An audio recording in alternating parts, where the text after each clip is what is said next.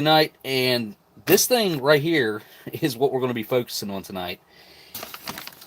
It has a 1996 date on it, which I wouldn't have guessed just by looking at it, but it's got to be super rare. It's really obscure. Right there's the label on the front, which I'll probably go through this again here in a second once some folks get in here. Don't forget to hit the thumbs up or down. Either way, doesn't bother me, just as long as I'm getting some feedback. Google loves that. So give Google what they want. Maybe one of these days it'll trigger the algorithm, and a live stream might get picked up by the old algorithm and get promoted. What's up, Aletha and Angry Blacksmith? Hello. Hello, Miss Marilyn and Dub C. Divine Spirits Taco Girl Messages TV. Okay. That hopefully is not a troll account. What's up, Mike?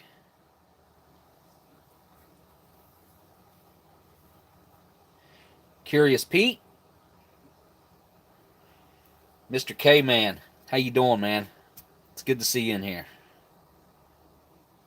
So, before I dig into this thing tonight, which obviously it's in a clear bag, so there's not a whole lot of mystery going on here, but the mystery is the ration itself. I mean, it's like I said, it's super rare, super obscure.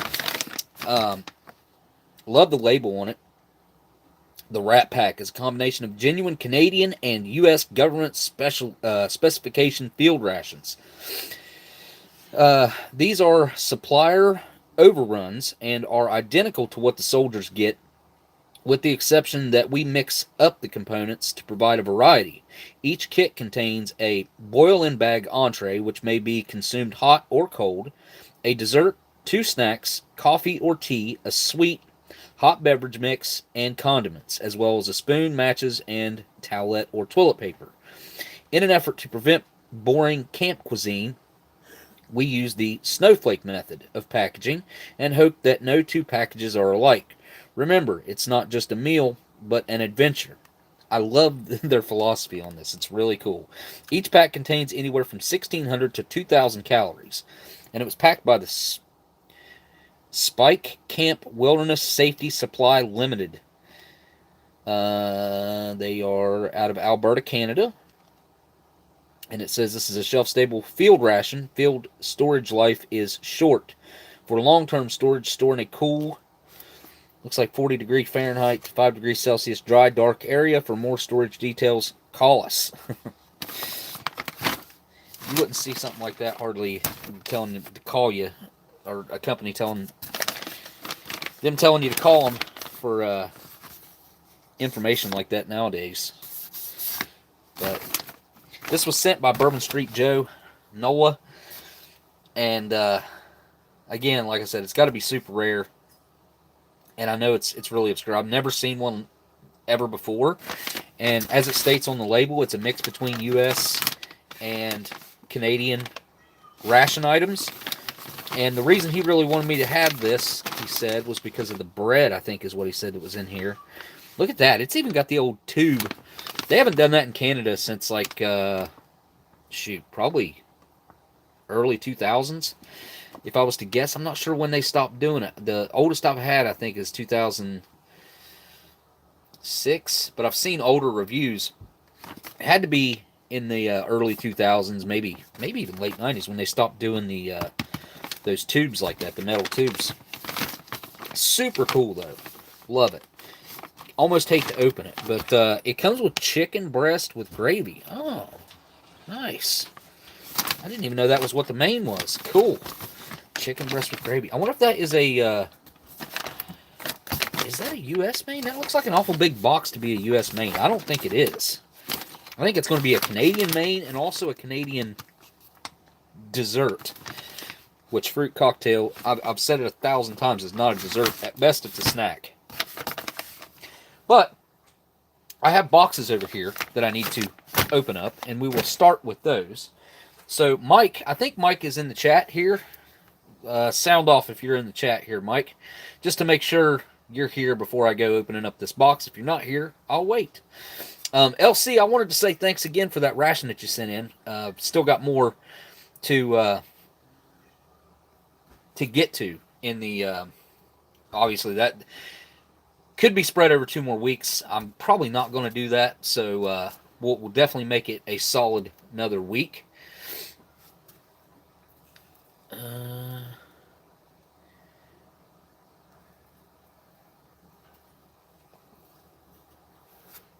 Mark. I'm not sure if Mark's in here or not. So, what we'll do... Oh, real quick, I'll show you guys the idea that I had. These are the smokes that Delicious sent in last week. And I've got these stupid little display things that I'm going to put something like a pack of smokes in them. It's got tape on it. I think it's going to end up looking pretty cool. It's got fingerprints all over it. Of course, it's dirty.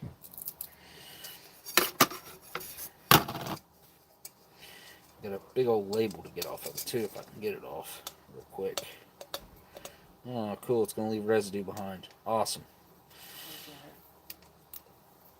Yeah, it's just a little tiny bit on the corner. It looks like it's coming off clean now.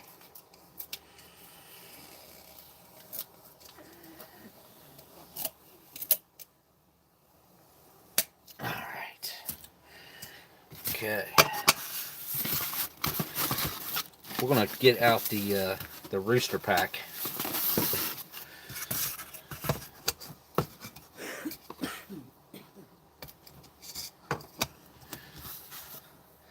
I think that looks super cool.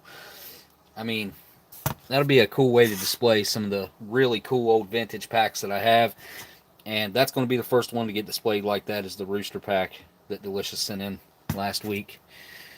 Matter of fact, that can sit right there. That can be on camera for right now. Alright. Now, Delicious sent in another box. I had no idea. And he messaged me and told me there was a box sitting at the post office that I needed to get. And I didn't know that. So it kind of sat there for a few days. But because I don't have that notification thing that I should have telling me that I've had a package delivered.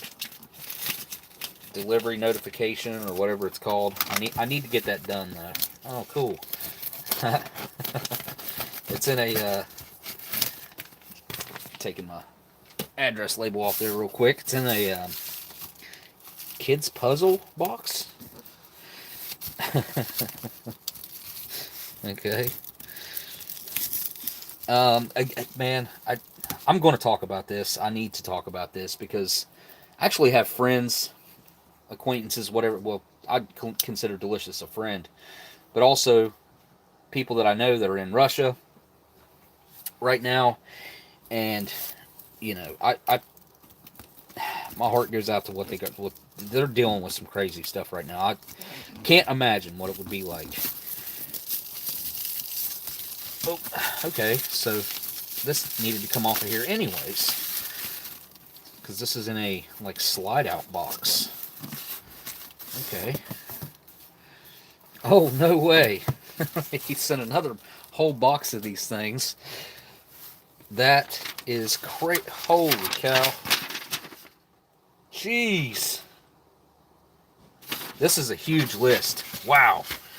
Let's just get started here with an entire huge box of smokes. This is great.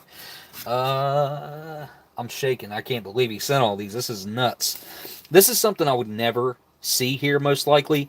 Every once in a while, you'll see a pack of like vintage Chinese smokes or German smokes pop up on eBay, online. But typically, the foreign smokes, you just don't see them. Not for sale in America or on even eBay, like international or anything like that. Most of the time, they won't ship them anyways, because I mean, it's really not legal, I don't think. So, regardless of the age of them, which he did put this in here to try to deter that their vintage cigarettes are not suitable for smoking, only for display and collection. I don't know if that's a way to get around that or not. I don't think so. I think they still nail you with importing tobacco. I'd have to look into that a little more, but I'm pretty sure I'm right. So back to the list here. Man, holy cow. So these are Slovenian, maybe around 2000, he says, the year. They've got a really cool tax stamp on the top right here. Look at that. That is crazy. He said these are Slovenian. Star filters. Of course, I can't, selected tobaccos. But I can't read anything other than that, just about. 20, well, everything. That is really cool. It's, like, again, it's very rare that I get my hands on anything like this. Mickey Joe back in the day sent me some, what he considered to be the worst Japanese cigarettes that he'd ever had. The worst cigarette he'd ever had. And I have a pack of them sitting up here on the shelf that I opened up, and he wasn't wrong. They were probably the worst cigarette I've ever had, too. They were really bad. But still a cool pack, though. Okay, these directly say Cuba on them, and they look like they got some age to them. Let's see here what he's got on these ones. These ones, okay, these are from the Netherlands, and he guesses that these are from around the 90s. I would really have to do some deep diving into tax stamps and whatnot, because I don't even know what that means. There's an 04 stamped on there, and a 528. Cuba, I guess plain cigarettes. Is there? I wonder if that means there's 19 in there. Could that be true? I'll bet there's 19 cigarettes in here. How odd is that? Huh. I can really smell good this week. Let me stick my nose in this whole box. Yeah, I'm getting some vintage tobacco smell out of there. Not a whole lot, though. Not as much as I had figured. Actually, those are better off laying down like this. Okay. Next, we have a Phonics Lights. The Phonics Lights he has, these are from Hungary around the 1990s, he says. I love the tax stamps on these. Check that out. It's got a holographic tax stamp on it. Oh, I need to get a live chat. Sorry, guys. I always forget to do that.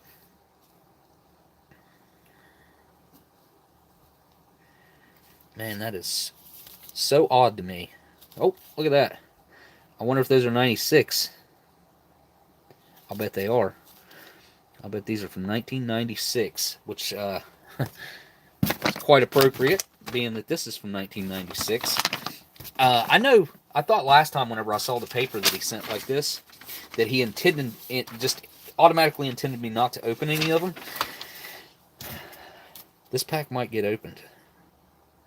Well, these are the lights. Maybe not. I don't know. We'll see. But they are very fitting of the theme or the year. So tonight. Yeah, hooked on phonics. A whole different meaning in the, what he said, Netherlands on these ones, right? Let's see, the phonics. No, Hungary. These are from Hungary. I don't know if I even mentioned that. The tax stamps are amazing, though. You're not going to see the tax stamps on the boxes so much. This one is... These are Taiwan. Can be contemporary cigarettes. I don't know what that means. I don't know what he means by that. It's very shiny and gold brick looking. They almost look like a piece of jewelry. Those are really interesting. They got a little bit of loose tobacco going on there. I wonder if a bug hasn't gotten to them. What do we got here? 12. No way. Wait. No barcode on there. These might actually be older than what he thinks, I'll bet. I don't know. I don't know if they could be from 77. I don't know. I mean, it's possible. I will say that. It's definitely possible. But again, research is what would have to happen with that. So, those were the Prosperity Islands, Taiwan, or Thailand. Yeah, no, these are from Taiwan. Okay, what's next? What are these? Cosmos, Cosmos, Cosmos. I don't know how to pronounce that. Kosmoss. What do we have here? What's he got? Okay, so he says these are from Latvia, probably from the late 90s or so. The brand comes from the 80s USSR cigarettes, which was a first class cigarette. The best ones that you could actually get. He said he actually tried one of them in the 80s, and they were mild and tasty. That's awesome to hear him say that. In the post-Soviet countries, they were produced some years after communism fell. So the brand stuck around even after communism fell in the old USSR, which again is a relevant topic since I guess they're trying to, not they, he is trying to make that a reality again. That's what makes me think about Delicious in Poland, because I've been hearing things about them possibly trying to move up in there, which would be bad. Um, Again, super cool tax stamp on there, though. And I bet there's probably a way to research to get these within a year or two of their manufacturing date. Of course, I have no idea what that says, but I'm going to show you guys anyways, just because it's interesting. There's 20 in there. Again, this is the 19. There's definitely 19 cigarettes in that pack. I've never seen a pack of cigarettes with only 19 cigarettes in it, ever. What else do we have here?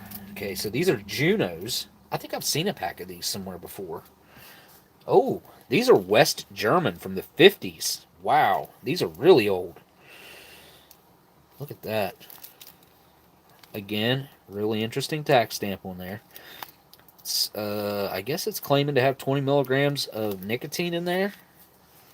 Of course, I can't read that. Be cool to translate it, though. I think I have seen a pack of these before. Oh, no, it's got a barcode. No way this is from the 50s. This has got to be mid-70s up. Look at that, though. You got the standing... I guess it's an eagle? I don't know. Bird.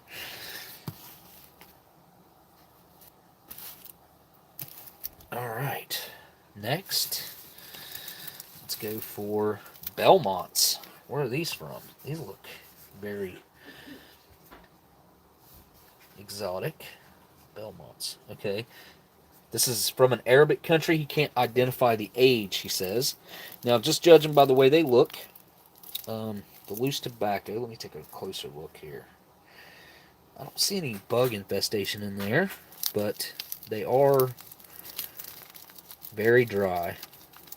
Very dry. But these are Belmonts, and he doesn't know where they're from, but some Arabic country, and they look like they're pretty... Oh, made in Egypt. So these were produced in Egypt. I don't know where they were shipped to after that.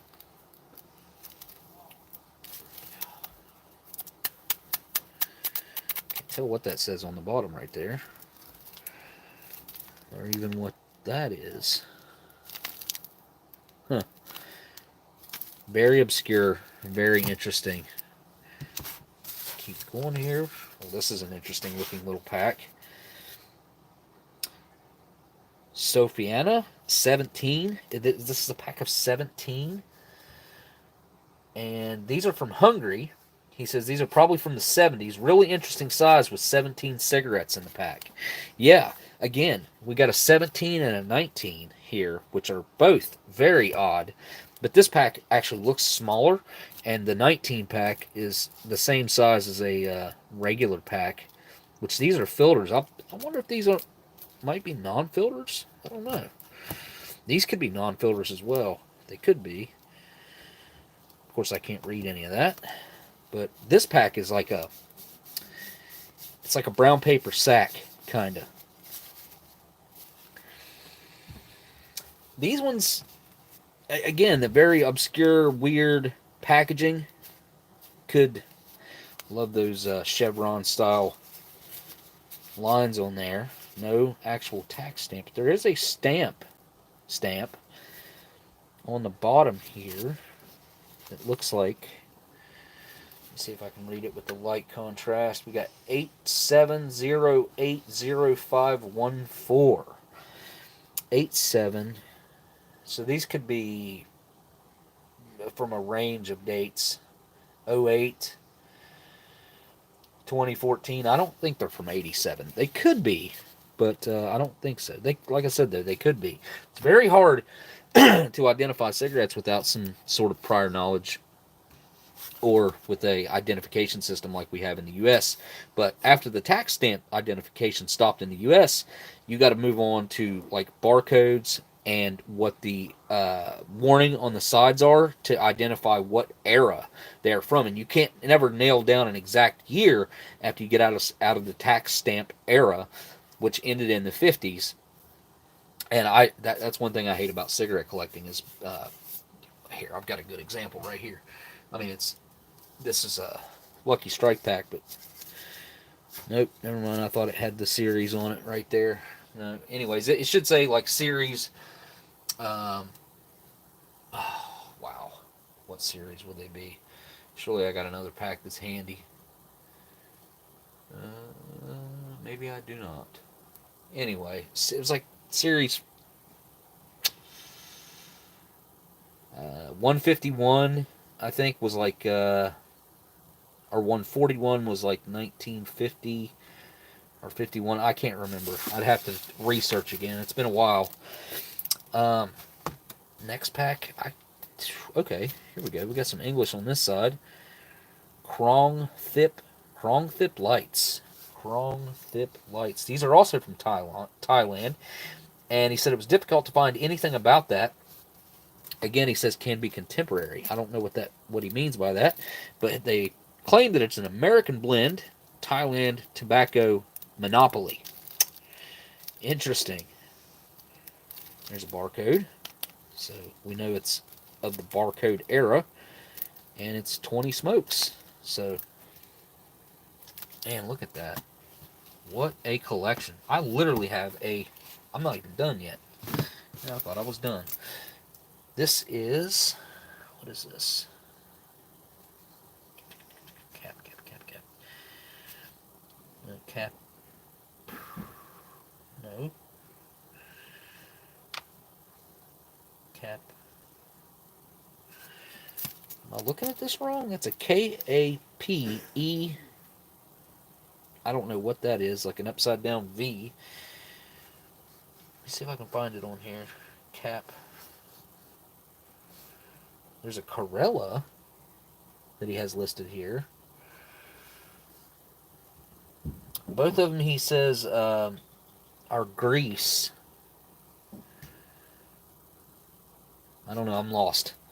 But he's claiming that these, well, that does look Greek, obviously. Some Greek lettering on the back there on that tax stamp. And these are in a little box that's, how do these even open? Oh, here we go. It does split open like this and open up. How many smokes are in here? 20. 20 cigarettes. Very cool. See, I wouldn't mind opening a box like that sometime too. One other thing it looks like he's got in here. What is this? Be your own barista. This is some Brazil coffee. Oh, here we go. The coffee brewer. I have never seen anything like this. It looks like a resealable top here with a spout. Is this for pouring? Oh, wow. 250 milliliter cups of coffee in here. Empty, rinse, and refill. So you can actually put more coffee back in here and just continue to reuse this little awesome package for serving more coffee. That is super cool. I've never seen anything like this. Have you guys ever seen anything like this? I'm actually looking at the chat now. Brew in the bag. Strong, medium, dark. I will say that coffee that LC hooked it up with last week, the Starbucks, that was some of the strongest coffee I've ever had. It was extremely strong. Afterwards, I ended up adding milk and more water to that, hot water, to warm it back up. And it took, I mean, I think I probably ended up adding another full 8 ounces to it, I would say, and it was still a strong cup of coffee. All right, so I'm going to pack this stuff away. Maybe. Had it like this, I think.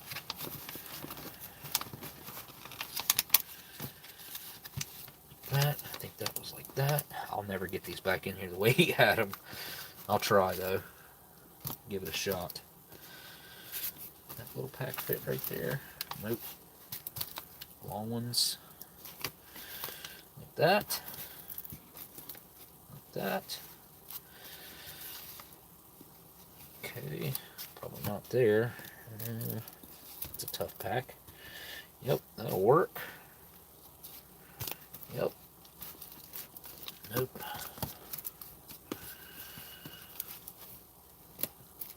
Alright, I think I pretty much... I don't even have to keep that down there like that. And I think some bubble wrap in there like that.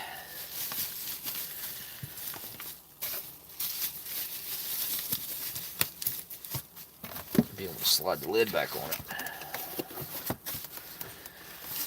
I'm going to have an entire display case of international cigarettes thanks to Delicious. Oh, Spicy Tuna Roll says super chat. Hang on just one second. Okay, super chat. Go back. LC says, last week's live stream has been a popular rewatch request. That's awesome. I'm glad that they enjoyed it, and I enjoyed eating a meal put together by your 7-year-old. I thought that was awesome.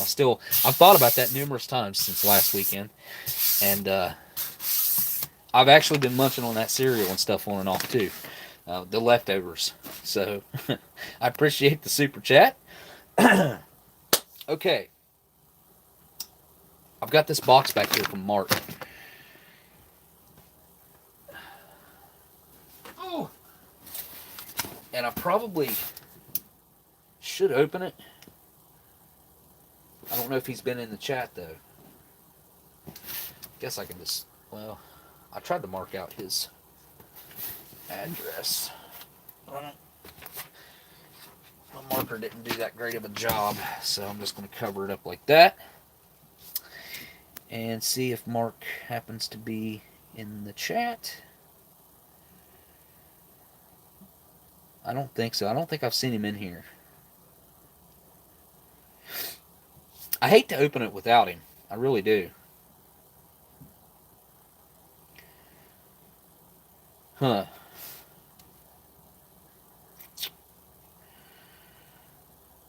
Not suitable for smoking. Challenge. You know what? Let me see if I can message Delicious like directly and see what he says about opening up a pack of those. Let's see real quick.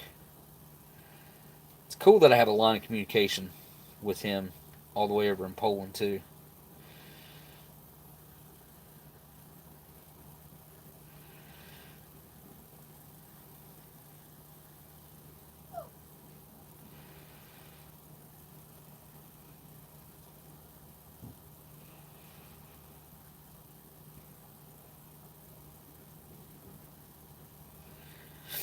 All right.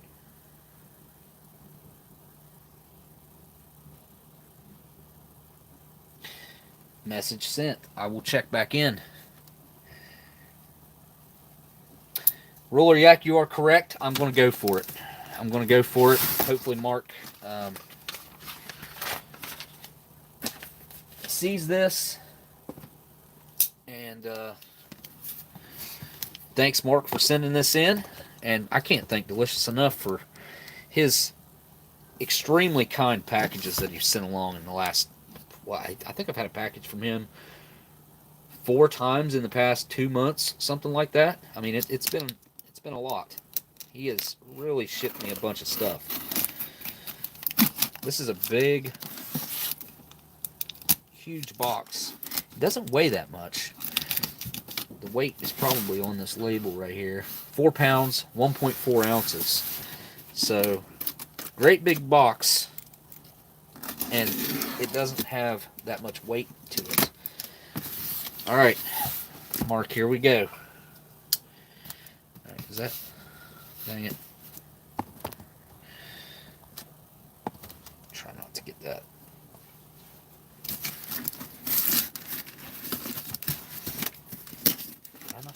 cut this side?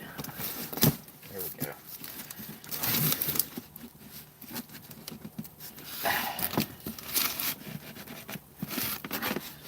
Hang on a second. Is this? I thought this pivoted at the back. Yeah, it does. I thought so. What the heck is going on here? Okay, there we go. Whoa. What the heck? What was that? Sound like something stopped working. Okay. Boxes in boxes. Cool. There's a box. And looks like this is just to keep it from sliding around. I'm going to make sure we can find out what kind of junk mail he gets. It's always interesting to see the filler that goes into packages, newspaper-wise. Especially international stuff, too. Okay. I can move the big box now. Alright. He said this would go good with British. So what do we have here? Arnold's Grocery, Pleasant Street, Keysville, New York. Celebrating over 58 years. Oh, hey. Oh, okay. Whoa. Okay, so this came from this store. Iron Maiden. Trooper. That's crazy. I've never seen anything like that in a store here. Cheshire, England. It's 1 pint. I assume it's fresh since it just came from the store. Obviously.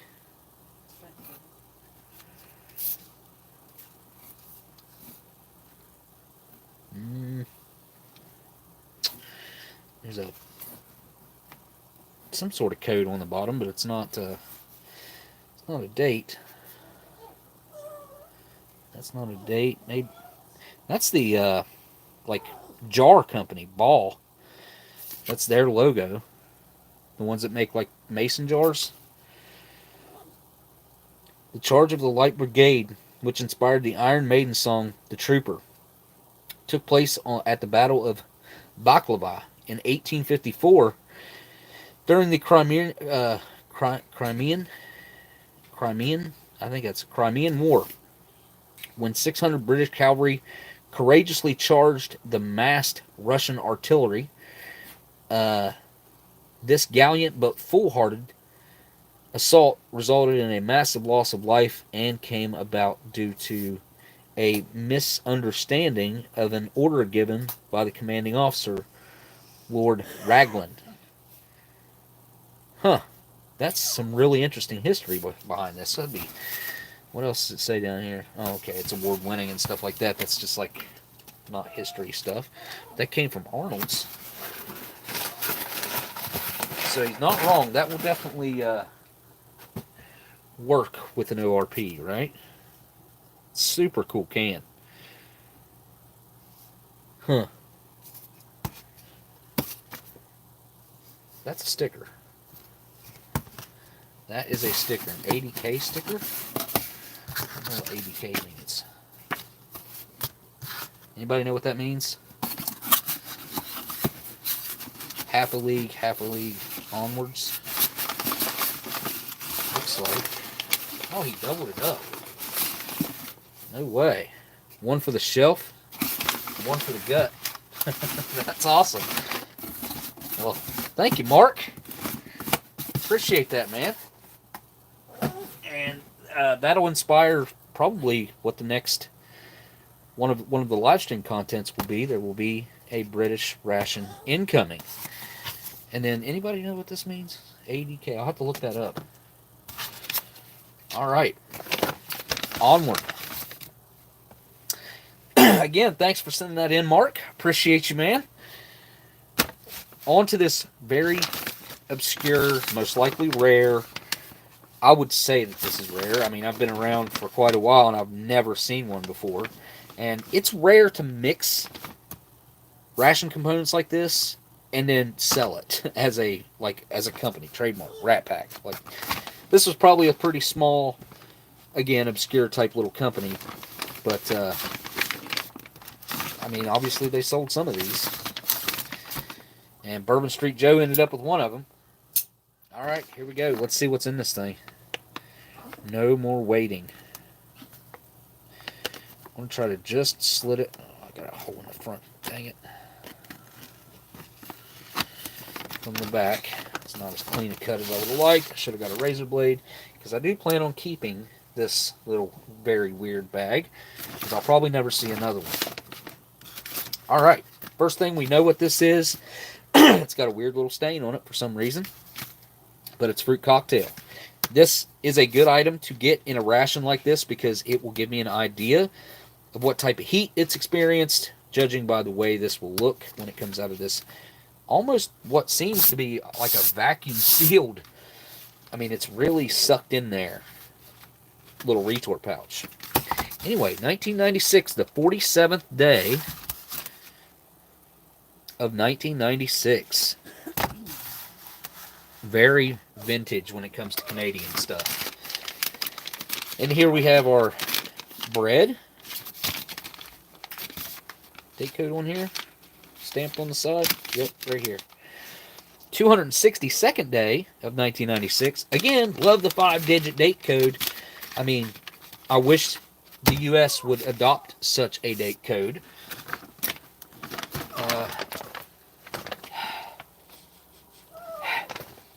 Sebastian, buddy, stop. Alright, what else is in here? We have some classic, crackers. Uh-oh, that looks like a, I'm not even going to say what it looks like. It looks like something happened here. Somebody got excited about these crackers, y'all. What else do we have in here? Anytime dressing mix. Anytime dressing mix. Add boiling water to the shaded area, more or less, according to taste. Add, mix well, let stand for 5 minutes. I'm definitely going to I need to wipe that off. Okay, it happens. Vintage rations. When you go open old rations, this stuff you run into. And here we have our classic old, this is different. It's got like a little fluted end here. It kind of gets larger on the end. I kind of like that a little more than the other old white Canadian spoon. But this thing is very, very flimsy. But I guess the old one was too. What's it say here? I think this actually is the old Canadian spoon. So we have one U.S. component so far. Everything else has been Canadian. What's this? Oh, raspberry jam. It's in the old paper pack, too. Oh, that's making my mouth water. 19.5 grams of the old raspberry jam. Here we have the chicken breast with gravy. I've never seen this before that I can recall. This has to be Canadian, right? Wait, what's the date? Yep. 96, 233rd day. So this is Canadian. I hope this is still good, because I'm actually really hungry today. I was shaking. I still am probably a little bit. I ate 2 of the clinkers that Dan sent along from, or Sinai cookies from Australia, to kind of balance out my sugar. I hadn't really eaten since yesterday. I did have like half a serving of potato chips this morning. Honey. This is a tube of honey. Looks like it's in really good shape.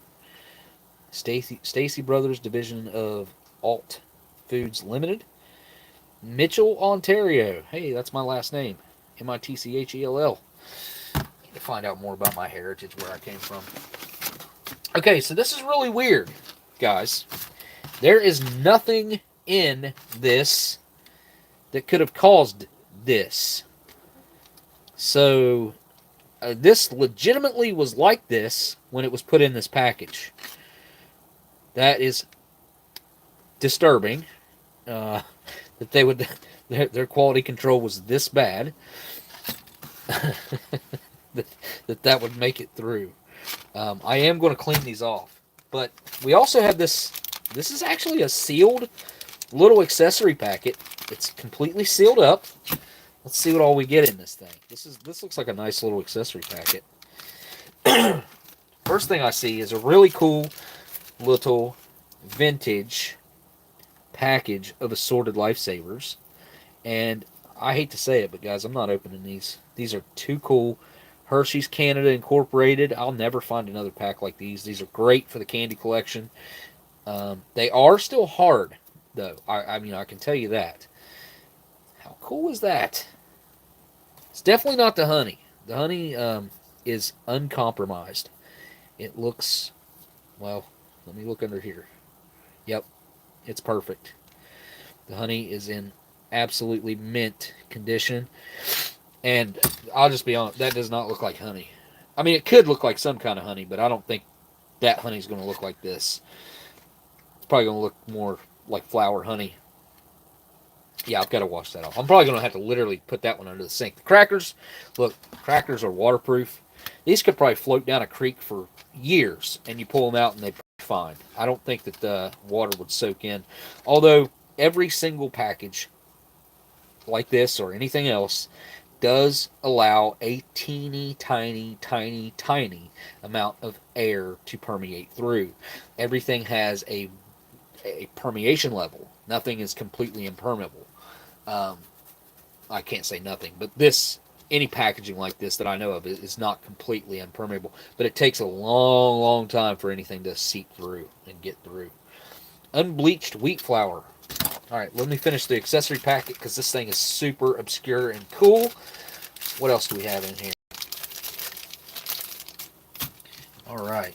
Okay, so they folded this in half, and we got a peach fruit beverage powder. 198th day. There we go. We got a little package of salt. Free running. Iodized free running. I don't know what that means. Here is a U.S. moist towelette. That's for sure. Oh, we got a nice little thing of pepper here. From Wing Foods, Toronto, Canada. Mostly Canadian so far. We got coffee whitener. Very cool vintage packaging on that. Carnation Coffee Mate coffee whitener.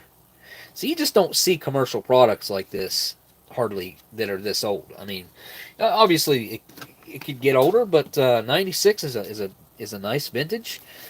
And there's the military stamping on that. So that was probably legitimately come out of a ration pack. And here is a really shiny. These are like you could signal with these probably. Little thing of matches, and they are made by Eddie Match out of Pembroke. And they're black with white tips. This is a good looking little pack of matches right there. Keep away, blah blah blah. Okay, nice little pack of matches. We got us a pack of sugar. Patent Packaging Limited. Cool. Here's our instant coffee. 2.4 grams net. Nice. From Dairy Foods Limited. Ontario. And one other item in here, we have pepper sauce. This is a decent little spread we got here. We got two. Why do we have two bread items? That's kind of weird. The only thing we have is jam to put on them. Huh. So we have the bread. We have crackers. We have some instant dressing, which is also another bread item. We have a chicken breast with gravy, fruit cocktail, raspberry jam. Oh, we got honey. I guess we could use honey. We have honey here. May contain traces of peanut. Okay, cool. We have a fruit beverage base, peach. We've got salt and pepper, pack of matches. We have sugar, some pepper sauce, which is kind of cool, and instant coffee and a creamer. Nice little spread right here, I must say. All right, first things first, let's get this opened up so I can go heat it up. I think I'm going to warm this bread up too. I know that's one of the main things Joe wanted me to get into. I think that's that stuff that was on there. I don't think that's anything that's come out of this package.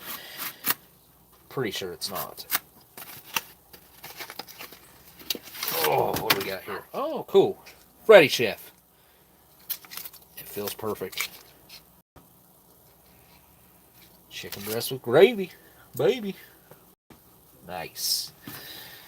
Very, very good. Alright. That box right there. Okay. Oh, wait a second. Uh-oh. No. Tell me it's compromised. Shit.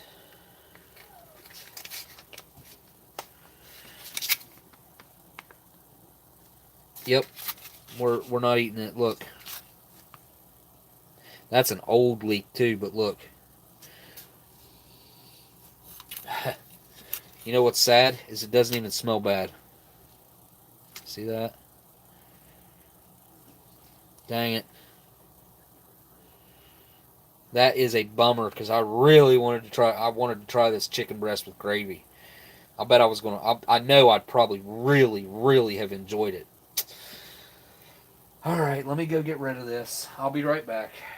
Wait, while I'm gone in here, I will clean these off.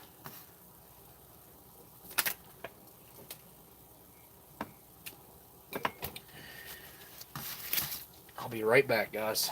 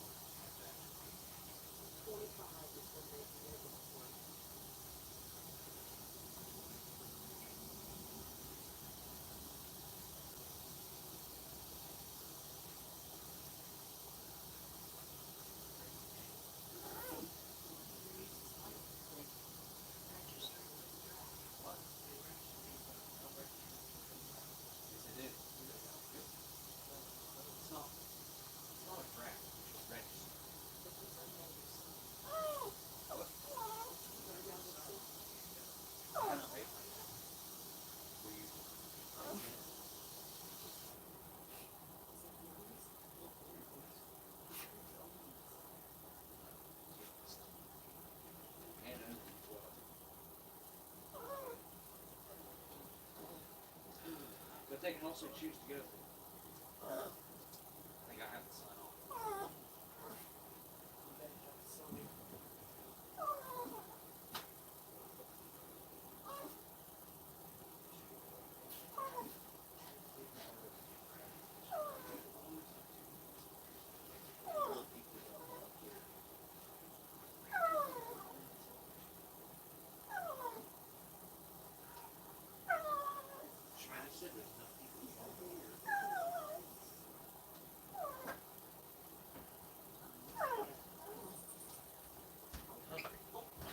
Jesus.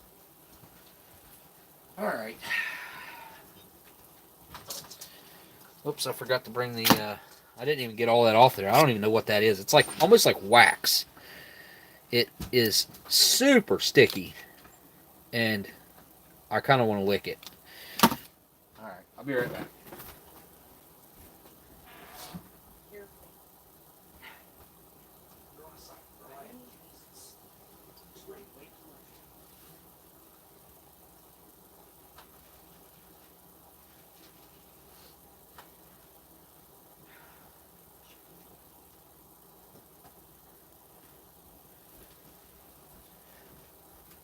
Okay. Sorry about that. Dang. I have my doubts on this one now too, man. Joe, I'm sorry about that, buddy. At least I know it didn't happen on my end. I'm going to go ahead and put these up on the collection shelf here. They're going to end up in a nice little display as well. Candy. But now I gotta find something to eat. I gotta find a main.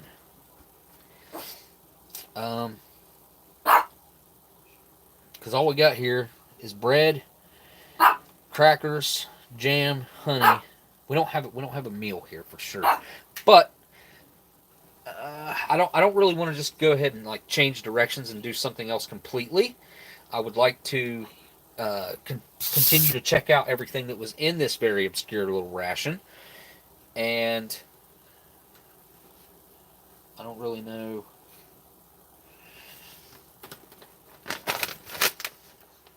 It's just so much food.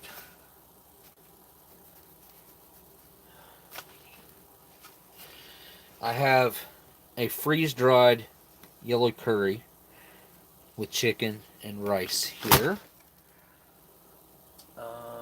What else do I have here?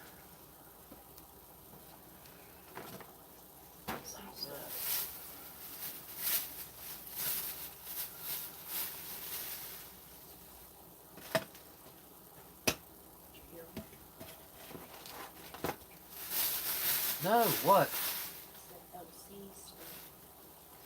Yeah, I know, it's going a whole different direction though.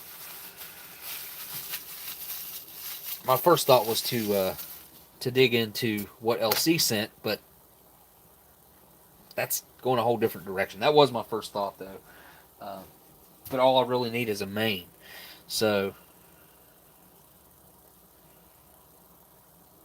oh yeah, definitely have last week's lunch and dinner, lunch and dinner both. But I didn't want to remove a main from what you have as a complete meal. Mountain House chicken and rice stuffed in a tortilla is one of your favorite camp. You know what? With like some cayenne pepper or something like that added into that, yeah, I could see that.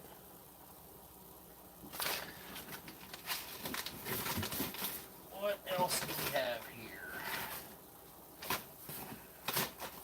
Well, we're just gonna go with the yellow curry, I guess. I'm gonna have to split this though, because I can't eat that much. There's so much food here. For me, like I don't eat great big huge meals usually. And there's technically 2 servings in here. I know there are people that sit down and eat an entire one of these in one sitting. I'm not that guy. I would literally have to be extremely hungry to make that happen. But I know I can probably get more of these, so that's not a big deal. Sodium's a little high, 730 milligrams. Not too bad though. All right. Well, let's get a tray. Get a little more organized here. I hate that main was bad. I was really looking forward to that chicken and gravy. It looked like it was like a, from what I could see, it looked like it was going to be like a thick chicken broth type gravy. So a chicken gravy, like a yellow chicken gravy. Oh, my mouth is watering thinking about that. I really was looking forward to that. It happens though. I'll have to be on a search now. I really want to lick that and see what that is.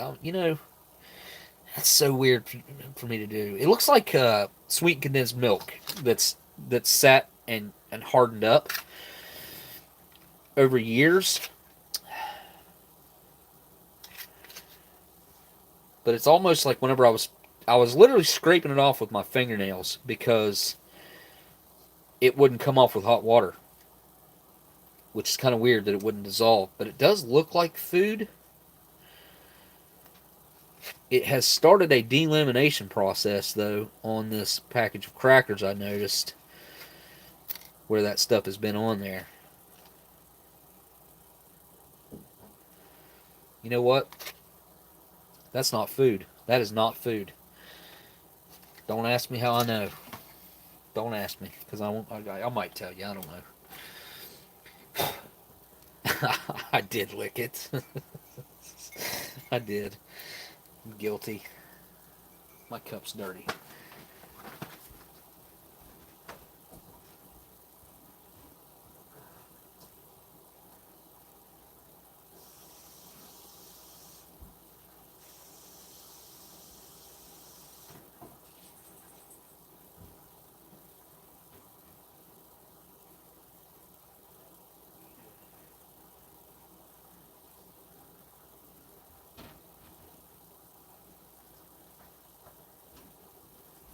Okay. Oh, let's do coffee. Fingerprints on my cup. Anyways, yeah. What was the comment up here? Engraved on my tombstone. Yeah. It's not that whatever that is not, it's not food. I thought it would be sweet, but it's no. It's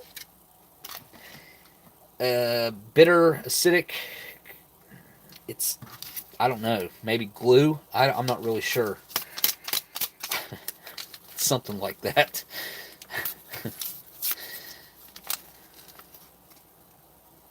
See what we got here. Oh, that looks perfect. Looks really good, actually. What's that? Nice. Look at that. Big, beautiful pile of coffee. It smells amazing, too, by the way. Where it's older, it's got a different scent to it. It almost smells like chocolate. Smoky lunch isn't as heavy as dinner. You could always add it to whatever you have. I found the honey to put in your accessory pack this week. Oops. Oh. Well, I mean, I've got some extra honey now. This is a big tube of honey, 43 grams of honey. It's actually a substantial amount of honey. Great energy booster. But thank you, LC, for that super chat. You did not have to do that. And yeah, I'm gonna just I want to focus on yours as it being from you guys. That way, it's not commingling with other things, and you know, it deserves its own time. Sugar? Oh, okay.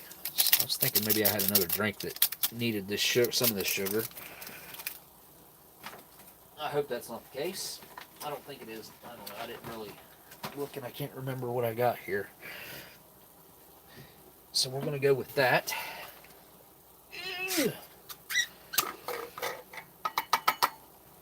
It's really nice boiling hot water.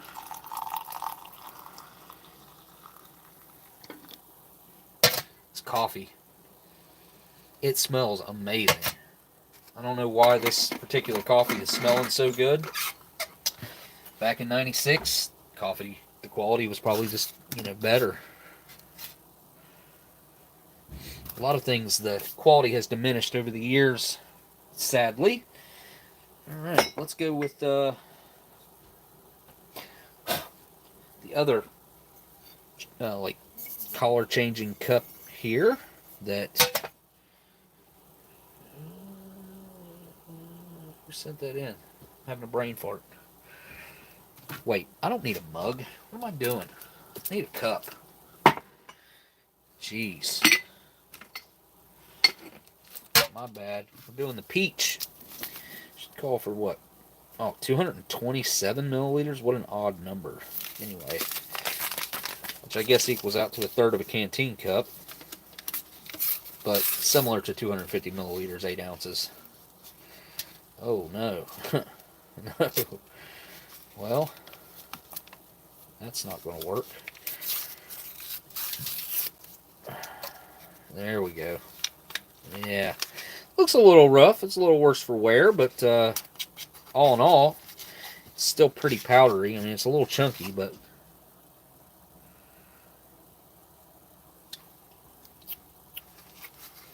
Oh, wow. Ooh, that tastes weird. Ooh. It.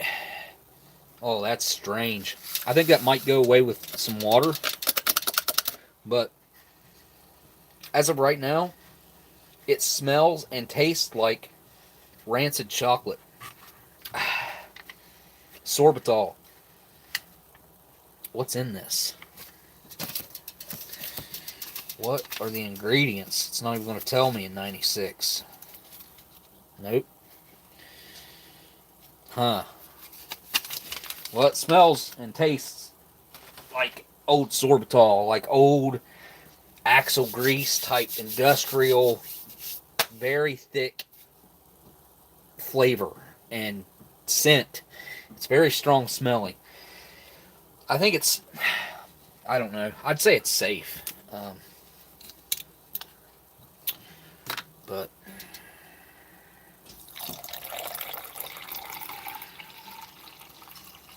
well, it's got a lot of color to it, doesn't it?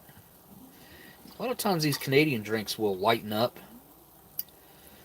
the longer they set. But right now, this looks like real fruit juice. It looks thick. It looks like orange juice. Tell me that doesn't look like fresh orange juice. It absolutely does look like fresh orange juice. Okay, continuing on here. Need to get that main rolling is what I need to do. And I need to split this into a bowl, I guess. What do I have that I could make?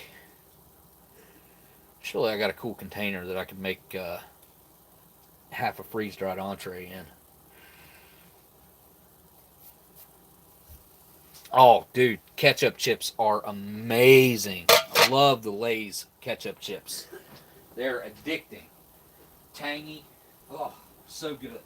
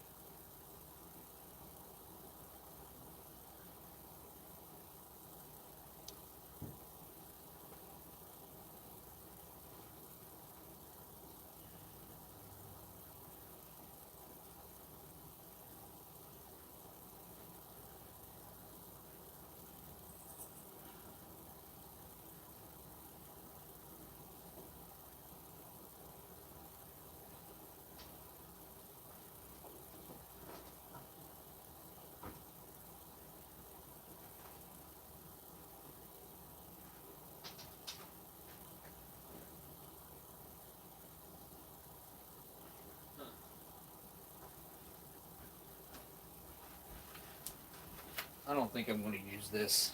I could, though, maybe. It's a little weird, it's a little Wendy's thing that all I got was a piece of lettuce in it because I got the lettuce on the side and they put a piece of lettuce in that. And I set it up in the kitchen yesterday evening thinking I hate to throw that away because it never had anything in it. It's not dirty. I mean, that would probably hold half of that, I would say. Maybe? I don't know if it would hold half of it or not. I know this bowl will hold a lot more than this. I don't know. Just going to go with the bowl. Screw it. Oh, dude, yeah. Back to the ketchup chips. They got a nice, like, vinegar flavor to them that I just absolutely find addicting.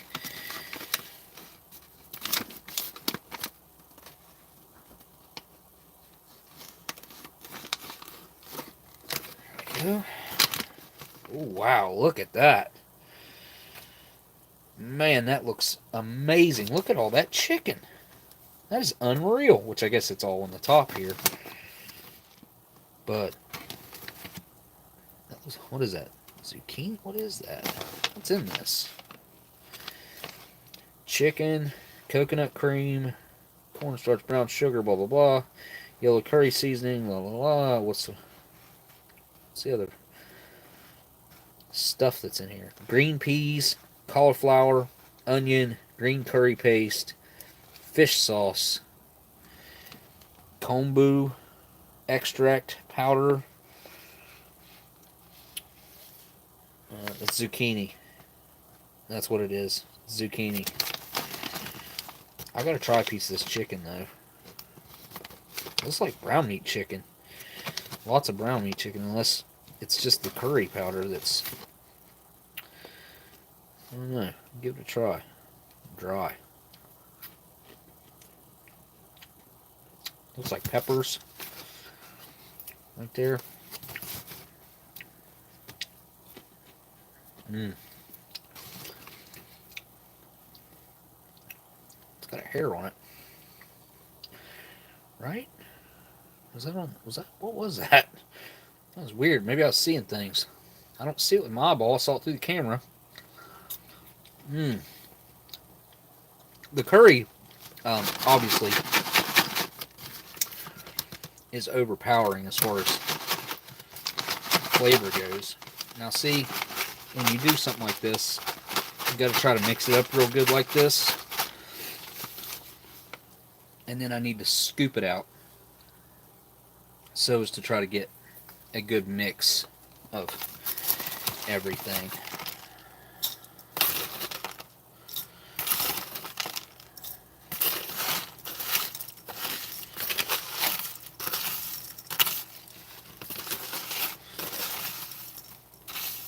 Plenty of the seasoning.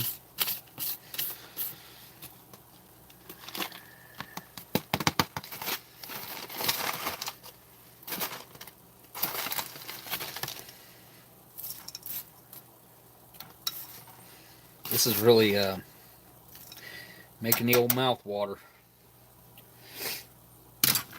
Alright, saving the other half of this. We'll put this oxygen absorber back in here.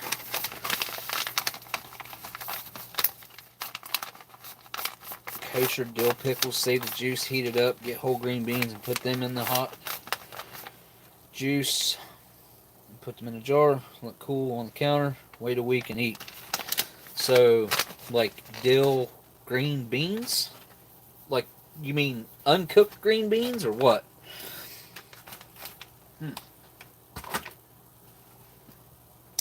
Oh. How much water is it saying? 1.5 cups of water is all it takes for this whole package. So, I'm only going to be doing like 6 ounces. And I will use this chicken main box to cover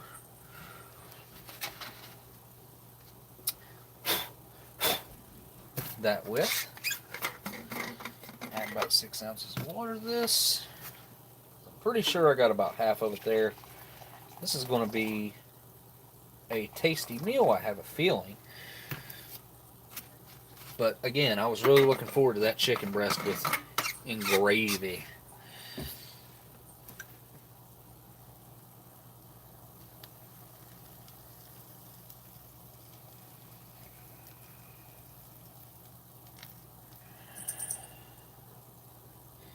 It's all floating.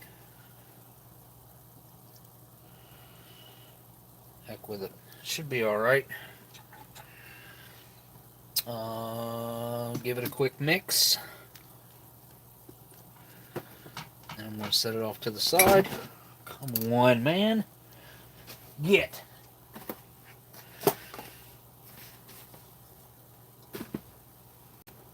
Oh, stupid cat. Ooh. Alright. Sorry about that. The cat knocked all my stuff back here over. I hope I didn't add too much water. If I did, I'll have to add more food to it later. Alright, there's that box I'm using to cover it. I'm going to take one of the Trooper beers and set over it to really seal it on there. And back to the tray. Let's see what we got left here that's going to be serviceable. Let's go with the Anytime. It's just called Anytime. Instant dressing mix. I think the title to this and anything menu-wise would have been just Anytime. in quotation marks also. How cool is that? Really going out on a limb there, aren't they? It says to add water to that. Man, I hate to I hate to use this package, but I'm going to. It'll be okay. Smoky, it'll be okay. Ooh. Looks pretty good, actually. Oh, it smells amazing. Very spicy. What am I smelling there? I also smell some age up in there. Yep, I'm smelling, what am I smelling? Definitely some onion, but it also smells old. So, we will see. I had a little bit of water up in this packaging here. You know what? I think I want a little bit of this left out dry. So I'm going to dump a little bit of this over here. Okay. I probably want a lot of it dry, just depends. Anyway, add some water. That's good. It's to the very bottom of the line. Fold this over. Just try not to get my fingers sticky. This stuff's sticky, but it doesn't want to come off of there.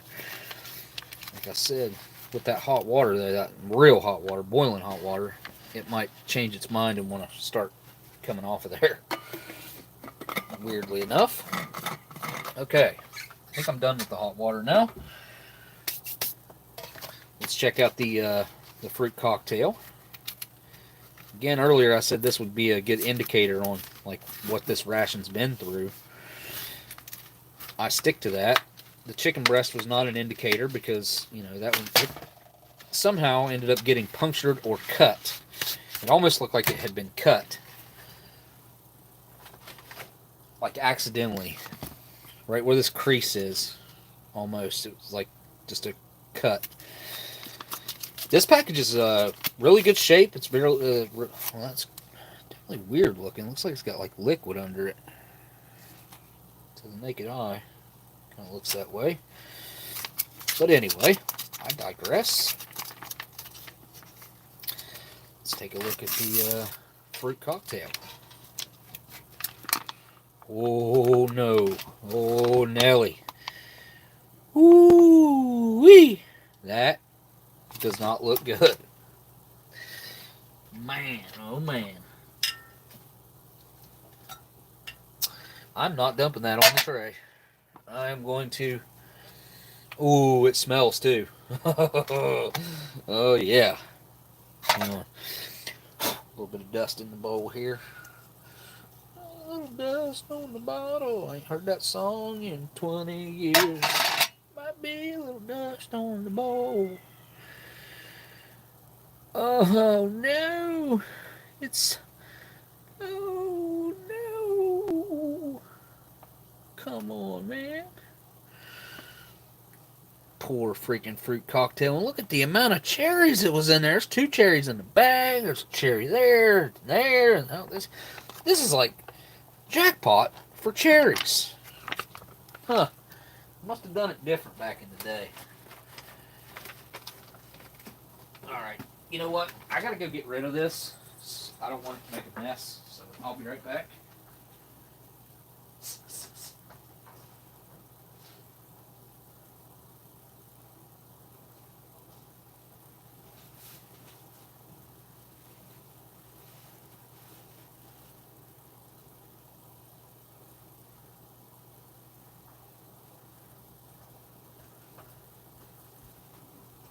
Alright. Oh, hey. Missed a super chat. Go into super chats. RC Gusto says, I made it. Good to see you, Smokey. Well, it's good to see you, RC Gusto. You guys go subscribe to RC Gusto's channel. I say this every time. I really do mean it, though. He's got good videos, and every bit of the monetization that comes from his channel goes directly to the St. Jude's Children's Hospital. Great cause, great. They're great people, and I know personally some people that they've helped out. That the St. Jude's has helped out. So, you know, it's a no strings attached type deal with them. And if you support Gusto, that means you're supporting them. Every time you click on a video, it's a few cents or whatever it is. It adds up. So go watch Gusto's videos. Enjoy them. Tell him that Smokey sent you over there. And it's good to see you here, buddy. I'm with you, Gusto. I think I'm actually going to be making some new videos here real soon, too, man. So we'll be doing that together. We actually need to make a collab video. We talked about this years ago. I think it's probably been a year or two ago. But we should do something like that. I might even end up like coming to you or something so we can actually do it for real. Just because I might have a wild hair up my ass and just do something like that. I don't know. Oh, these are from 97. 45th day. So this is probably the newest item in here. Now I want to see if we get a hiss here. I just don't see a tear notch. So I'm going to make one right here. Here. Make it myself. Let's see. Okay, yeah, good little hiss there. Oh, and thank you again for that super chat, Gusto. You surely didn't have to do that, my friend. Now I can get rid of this very sticky, weird cracker pack. Crackers look good themselves. They look all right. Oops. Let me just knock the camera around 10 ways.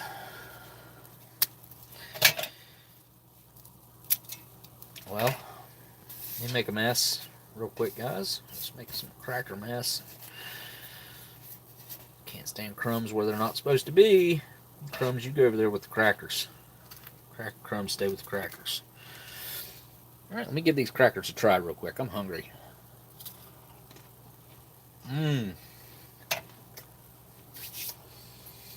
There ain't nothing like vintage MRE crackers. There's nothing else that tastes like these. Very good.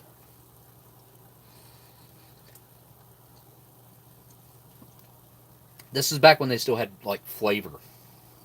A little bit of that malted barley flavor going on there. Some really nice toasted flour flavoring going on. 2 thumbs up on that. I want something to go with it. So we got jam. Some hot sauce here for the... and some honey. I don't know where I'm going to go yet. Let's look at this bread. You know what? I'm going to go throw this in some hot water for a minute because it is pretty stiff. Wait a minute. Okay, yeah, it's airtight. Making sure.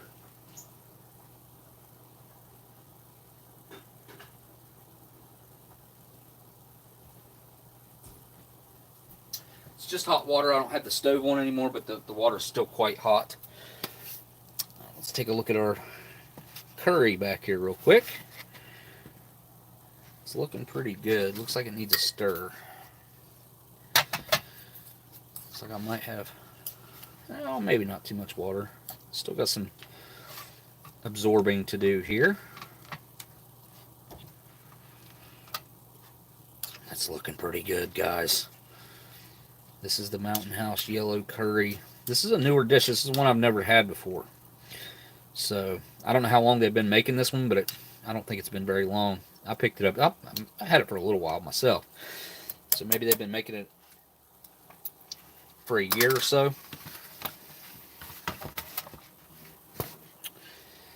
Maybe longer. Don't know. Don't know. I'm just afraid that that's going to end up falling. That should be fine. Cat, go on, please. Go. All right. What is that? Is that from the curry? I guess so. Just taste it and you'll find out, right? At least that's what I do. I'm going to need this. Probably shouldn't. Maybe I should. I really don't know. Jams, you guys tell me. I want to look right now at the chat. I want to know your guys' opinion on this. When you have an older jam like this, I'll tell you what typically happens is it'll separate to a certain extent. Sometimes it does, sometimes it doesn't. Sometimes it liquefies. But you'll usually have like a more solid area, and then you'll have like a more liquid area. Do you guys knead it up, or do you just leave it alone and just open it? What do you guys think? Hot dogs are not sandwiches, they're tacos. Well, I disagree. They're neither. They're hot dogs. they're a thing of their own. Lay off the canned pork chops for a bit. Canned pork chops? You mean like the military ones? Gout sneaking up on you? I got 4 needs. 4 people say to need it. Renee, Gusto, John, and CT all say to need it. I have went the route of just opening it and had luck with that before. That's why I asked. That's why I made the question to ask, because I mean, I've seen it come out okay. Smaller the hole, the more control, as Gundog says. And he's not wrong when it comes to stuff like this. Alright, let's try out some of this. Oh, cool. I didn't even see all that printing on the back. 270th day of 96 there. Yeah, buddy. Raspberry jam in the paper. This is the paper, old paper, like retort, pre-retort. Look at that. Wow. Didn't expect it to look that good. It smells great too. Alright, here we go.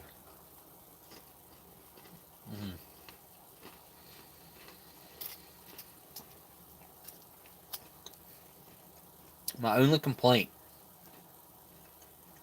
they don't give you enough. Yeah, it's a pre-tort, Sparrow. Yeah. Pre-tort, retort. I need a better gauge on this. Big clump, a little bit of cracker.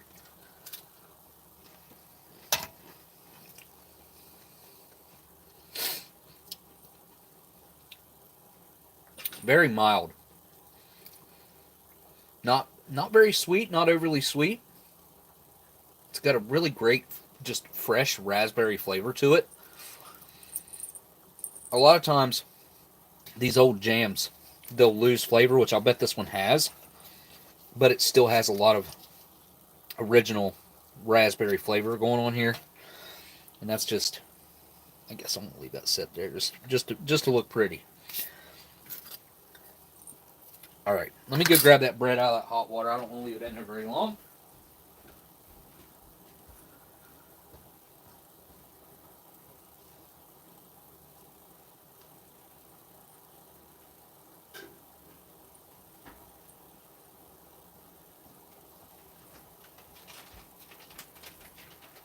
Oh, yeah. Yeah, that hot water definitely loosened this bread right up. So let me leave that there for a second. Alright. Going for a cherry. There's one thing in here that I want to eat and not waste. It's the cherry. It's just so brown. I mean, it's still got a little bit of its original look to it. But it's, I mean, it smells so bad. I mean, it smells, oh, it smells like, I don't even want to say it. It smells kind of similar to like stomach bile and number 2. Let's just put it that way. This is one of the more, it's not strong. It's a light, like a light smell, but it's there. It's definitely there. We're just going to have to, we got to try it. Here we go. Down the hatch, I guess.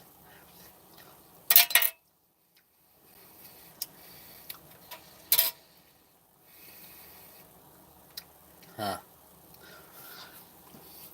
Okay, it didn't taste as bad as I had anticipated. Nor as bad as it looks, nor as bad as it smells. So, surprising on 3 fronts, I guess. Super chats. Let me back the chat up here. Back that chat up. That's funny. CT asked me, does mayo belong on a burger? You know, Uh, I like to mix in a little bit of mayo with ketchup and mustard, but I would have to say, oh man, my answer to that is classically yes. Modern day age, does mayo belong on a burger? The answer is no. So I think anyone who is my age or older will tell you that mayo belongs on a burger. And anybody that is, I don't know, 35, 30 or younger would say, what are you doing putting mayo on a burger? So my opinion of mayo on a burger, I think it can work. It depends on the burger. Some burgers absolutely do not mix well with having a little bit of mayo in there. I'm not a big mayo fan. Like I can't do a big old glump because I'm a texture guy. I don't like that gelatinous weird texture. But mayo has its place. It's tangy. It can really enhance a dish. So I like to mix mayo with my scrambled eggs and make an egg sandwich out of it. It's freaking amazing. But great question. I love that question, Trucker. Bourbon Street Joe says, not as much as you got on yours, CT. Wait, what burger are we talking about where CT loaded with? I guess he loaded one with mayo. Oh, probably when you guys met up. I'm gonna guess. Um, Mike says no mayo on a burger. See, like it's a pretty hard line. People say yes for mayo. People say no for mayo. Again, I think there is definitely a place for mayo on a burger, and I just don't think in any instance is it going to require a lot of mayo. Just a little spread of mayo goes a long way. Oops, that's not what I wanted to do. Here we go.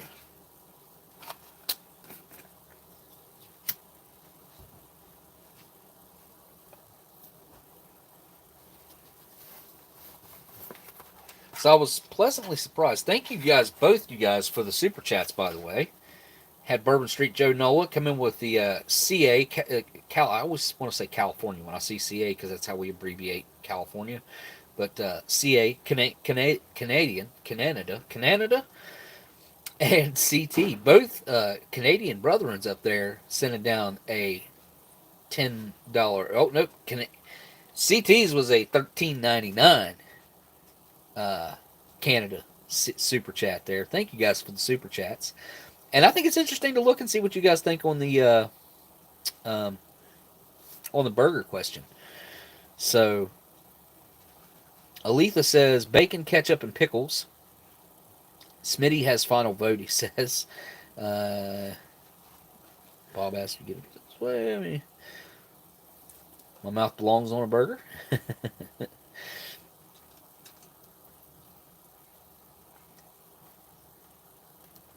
Bacon and eggs on a burger is the way to go, you think?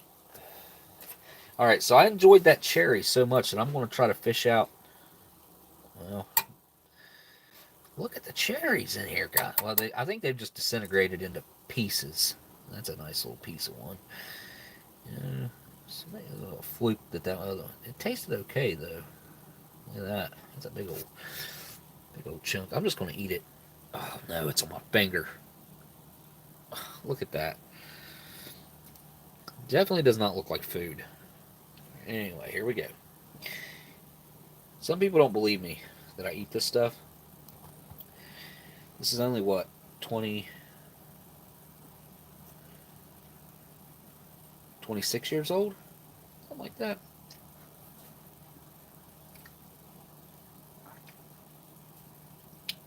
It's definitely weird. It's not good. But I can't say it's bad either. I wouldn't eat it to survive. Not even a little bit. I thought I had a paper towel here. I don't have anything to wipe my hands or my tray, so let's hope that it's not. It's super dry. Well, at least it's something that I can use to wipe my finger with. Wipe that off the tray. This ration's been fun. I like stuff like this. I just have a good time with this old, obscure, weird stuff. Especially when I can just have fun with it like this. And it's not like a one and done, only have one shot at it review type deal.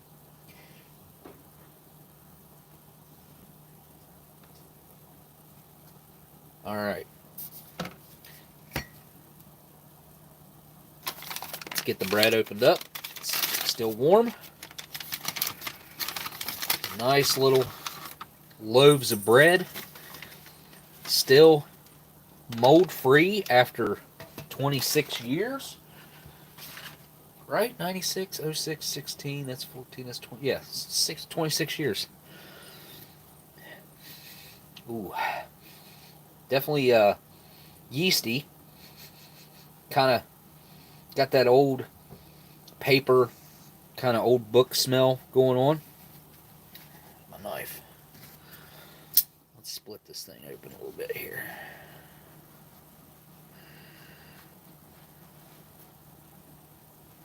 It's definitely gotten dark. It's not supposed to be that dark. It's supposed to be a lot whiter.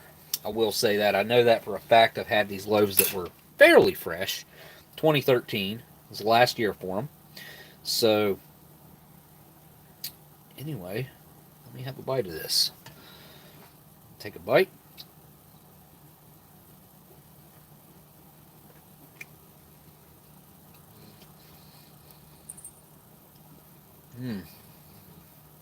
Very strong.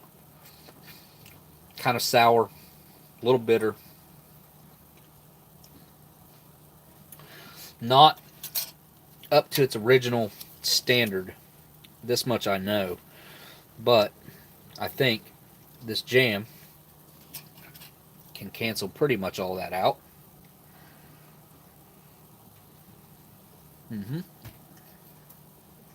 It definitely tastes old. It doesn't have that. It doesn't even taste much like bread. The texture's there, although it's a little bit off, kind of powdery.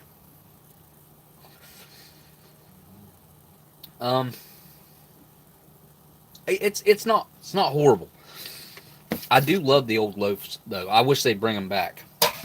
I think that those, although splitting that out in the field, say you didn't have a knife on you, which you should. You know, most military guys are going to have a knife on them, but if they didn't, oh man, then that could be a problem if you were trying to make a sandwich or something. So I think I added a little bit too much water to this. It's a little bit liquidy, but I think it'll be okay. It's not overly so, you know. It's absorbed almost all the water. Not quite at all of it, but I'd call it close enough. And this is the, I would call this a newer menu of the Mountain House Yellow Curry chicken. All right, here we go. Oh, Smoke sent me. Okay, hang on. Down the hatch with the yellow curry, and I'll get that super chat.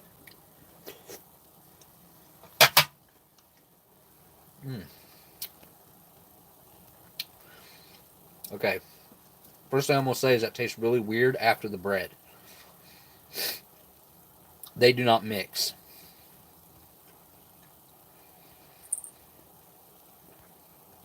Wow. I really missed it, didn't I? Smokey, the money I promised you for the right answer to the mayo conundrum. I didn't know you promised me money for that. You didn't have to do that, my dude. Well, I'm glad I had the right answer, though. Yeah. That's, you know, obviously that's a personal opinion type thing, but it's a pretty standardized thing, though, also. So, all right, cool. Glad you enjoyed my answer, Smitty. Thank you for that super chat, dude. You did not have to do that. The yellow curry, the chicken, it's tasting a little processed.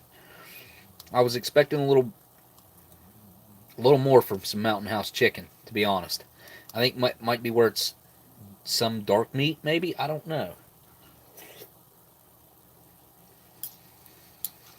Mm. It's got a little bit of spice to it, you know, like a little bit of kick to it. Not much. I do wish it wasn't so runny, although I'm sure it's fine. I'm sure, heck, this might even be how it's supposed to be, technically, because curry, it can be runny like this. I prefer it not to be.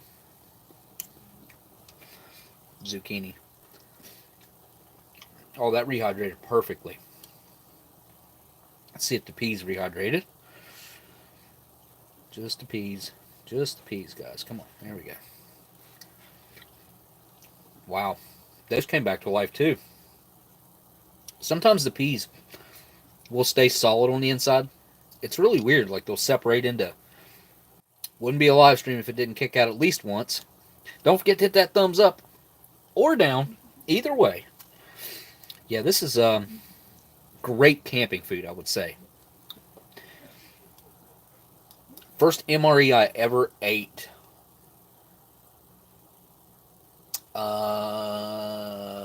Cheese tortellini, I believe. And it sucked. It sucked. I had much higher expectations than what... Because I like Chef Boyardee type food, or I grew up with it. I don't like it. But I'm used to it, I guess, or accustomed to it. And I was expecting something more along those lines, and it was like super dry and pasty. It wasn't what I wanted. Maybe that's another thing too. I wasn't real hungry when I ate it. That's a thing with MREs. You really need to get hungry. You don't have to be hungry to eat something like this, but dang it, for an MRE, you should be hungry, like really hungry. Well, I guess I'm going to do that. Give it some crunch here.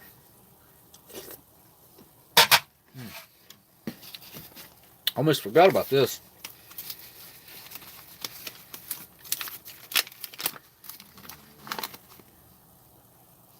That rehydrated well.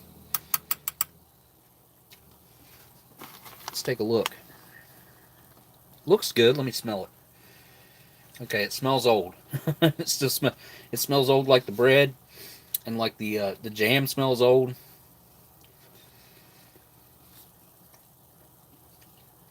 Chicken's a bit chewy on that. I mean, it's definitely rehydrated fully, but it's just kind of chewy.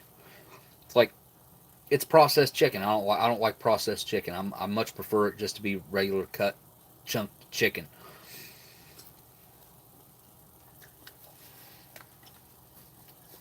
Man, I shouldn't eat such a big bite of that. Definitely got some celery going on in there. Got me a big chunk of that. Very stiff. Let me show y'all something.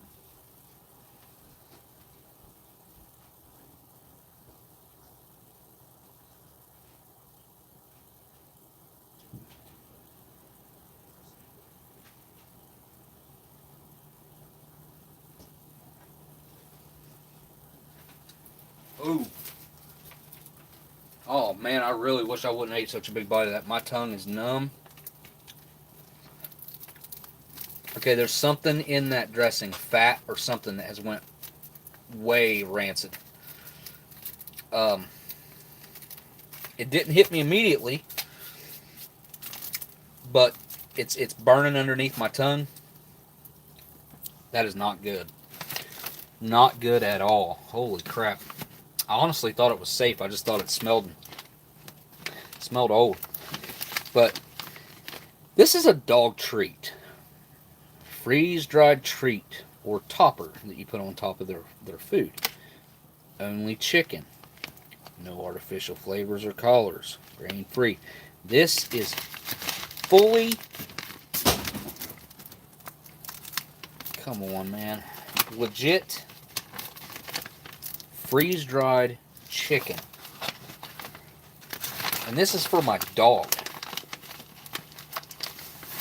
And I told my old lady the other day, she picked this up yesterday or day before. I was like, I want some of that for myself. Look at this. This is this is perfect chicken. Like, I know it's dog food, right? But it's just chicken.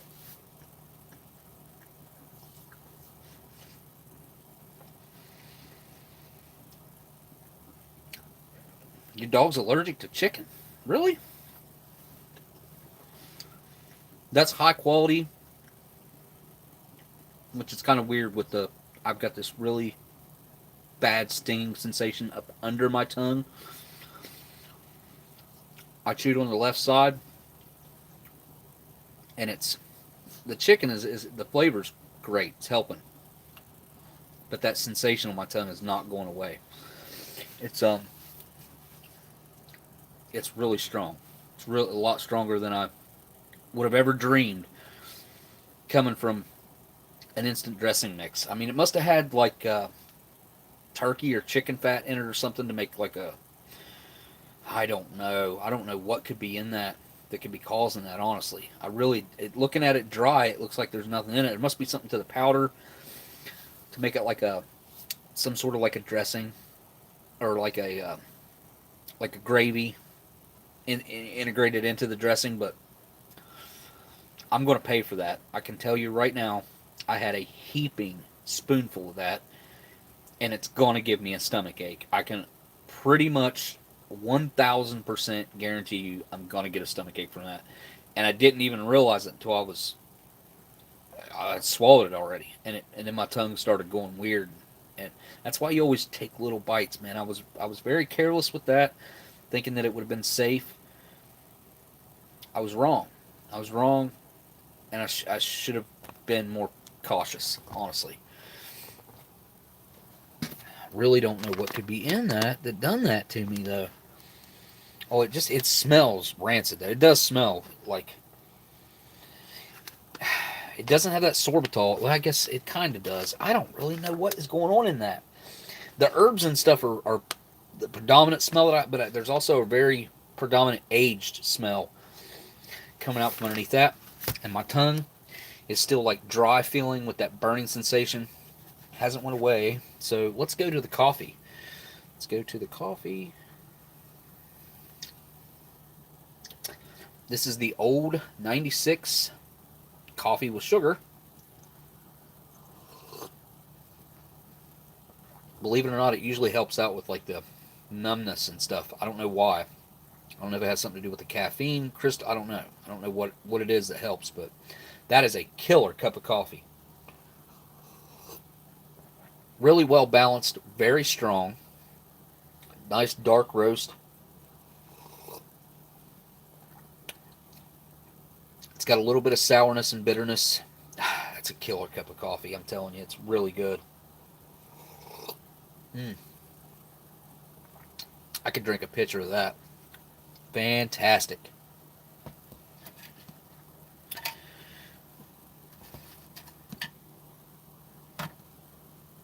There we go. That way it's not sliding in. I got jelly all over like all kinds of that cracker. I mean, this is going to be my dinner now, so may as well dig in, huh? I was hoping that would thicken up a little bit more, but the juice. But you see the chicken? See what I mean about it being processed? That is not just shredded chicken like a... Look, see? I hate that. Right there. Look. Come on, Mountain House. You guys are better than this. This crap, this is not acceptable. That is not the grain of chicken. Like, that's not what it's supposed to look like. It's just not. And what that translates into is a low quality as far as the ingredient itself, the chicken. And it also, the texture is very wrong. The flavor is slightly off. It's nowhere near as desirable as a fully natural, regular chicken that hasn't been processed. It's not bad. It's just not good, you know? Let's check out this pepper sauce. Curious. I think this curry. Ooh, might benefit from. That's some really dark pepper sauce, man.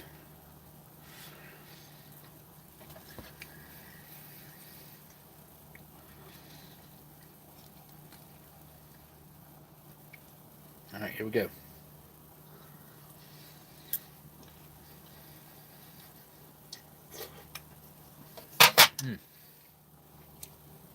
Even that tastes old. Very hot though. Mm-hmm.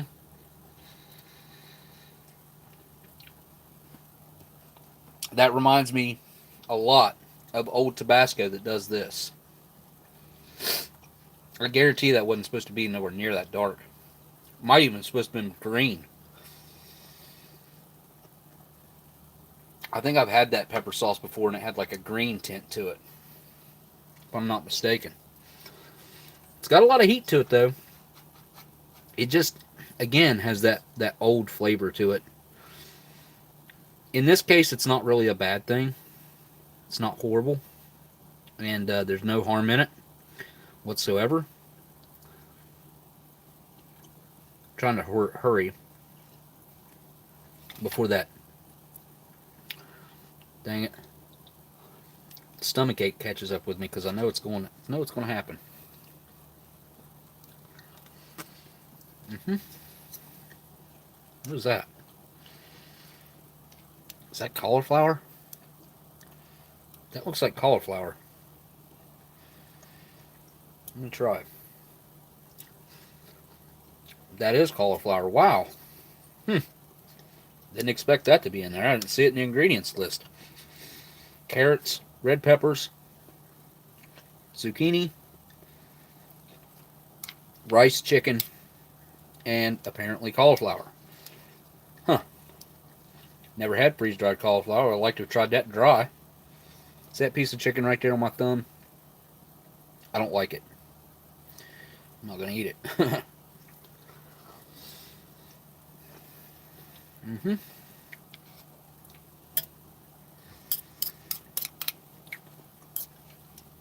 Believe it or not, I actually prefer it with this weird old pepper sauce. Adds a really nice heat to it. A little bit of an odd flavor, but mainly the heat. Mm-hmm. Well, it does taste like vinegar, too.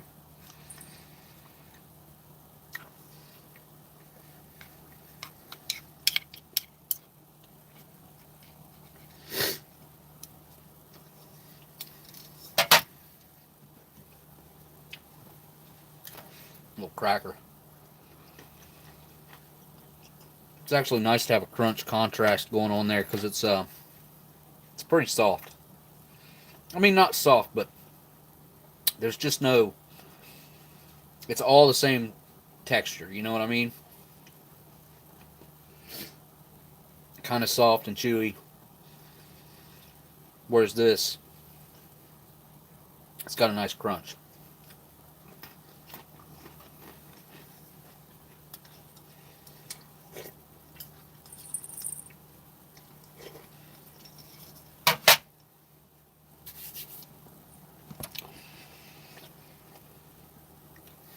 I don't know what to do with this. I like the flaky texture of it. It's just it's past its prime.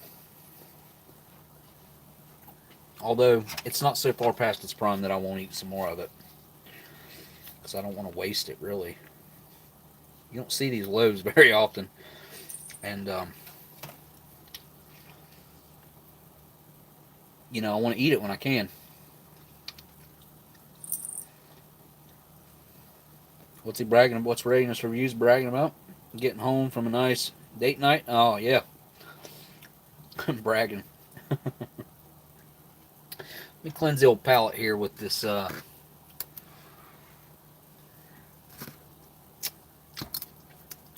this weird peach juice. Let me give it a real quick stir. A lot of it is still sitting on the bottom. I never did stir it, but I thought it mixed in pretty well. Looks like a cup of orange juice, but it's peach flavored. Give it a try.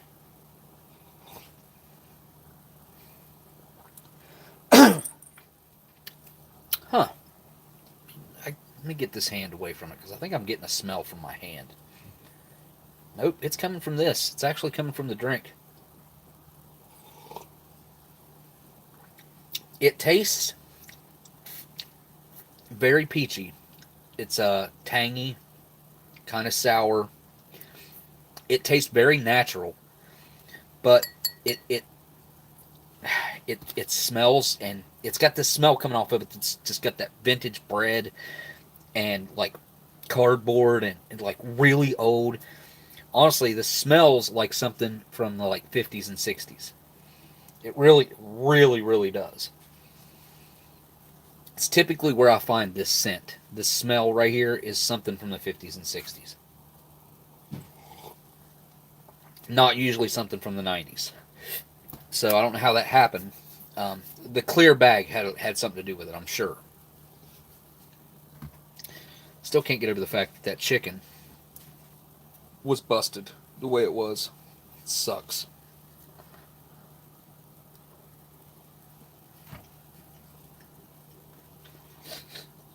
My hands do smell old.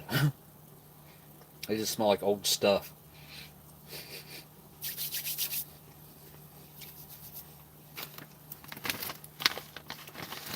But yeah, it's really good stuff. $4 a bag. I mean, it's 1.2 ounces. Isn't a whole lot, but really high quality. Y'all saw me just eat dog food. I don't eat dog food. That's not, that's not dog food. That's like, I think any of you guys that would eat chicken would eat this. Only one ingredient too, by the way.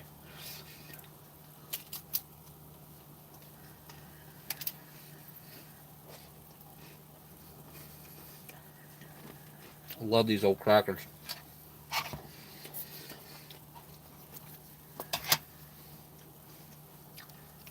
Kind of forgot about this honey.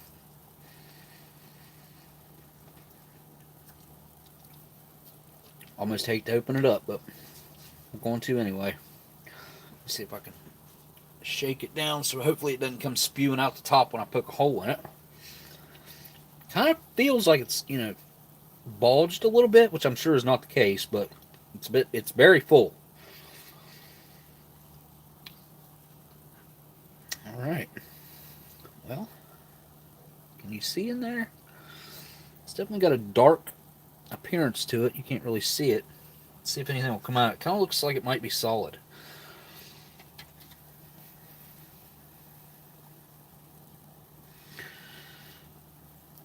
Nope. Well, so the bottom down here does just feel like, it feels like sugar where I just squeezed it. But there's obviously some liquid in there. Give that a try.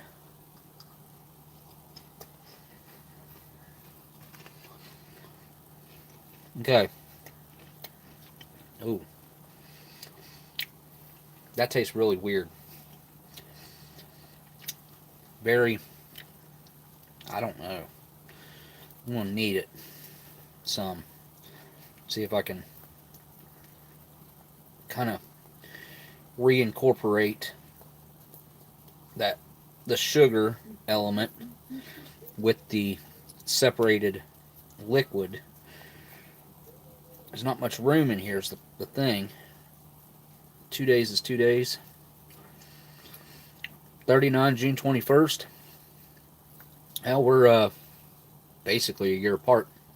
I'll be 40 the 24th of June. My oldest son will be turning 21 on D-Day, the 6th of June.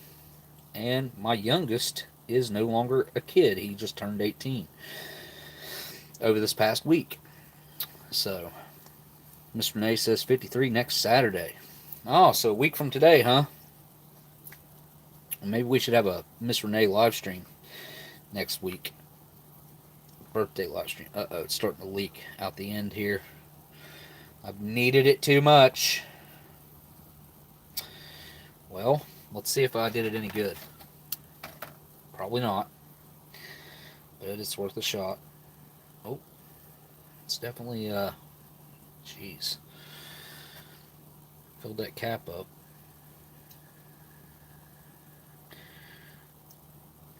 There's still a bunch of solid stuff in there. Like,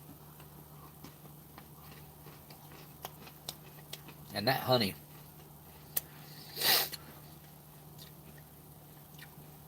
It's picked up a considerable amount of flavor from the metallic container that it's in. Surely this thing's lined with some sort of plastic or something. I would think. But then again, I don't know. This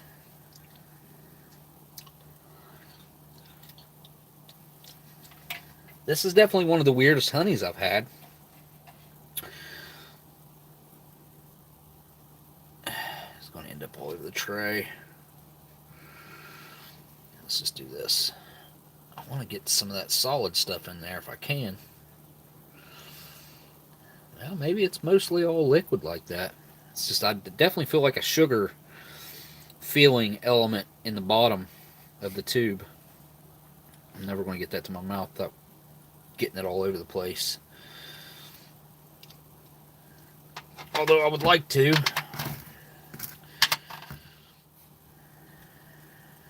Alright, here we go. Part of my beard now.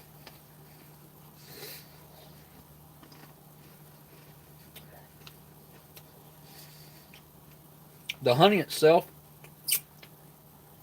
it's definitely edible, but it's not really.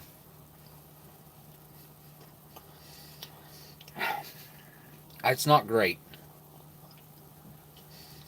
It almost tastes like the bees were around some sort of citrus or something. It's almost got like a little bit of a citrus element to it, but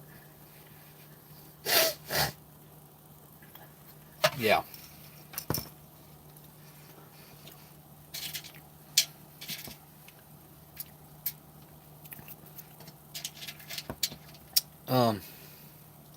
I'm going to try just a dry piece of this just because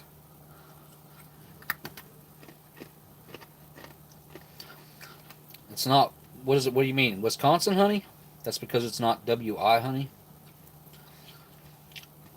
Wisconsin? Oh. What is that? It's so weird. I don't know what is going on with this Anytime instant dressing mix, but it's awful. Absolutely awful. See you later, Gusto. $57 in March. So that's coming up soon. Next month.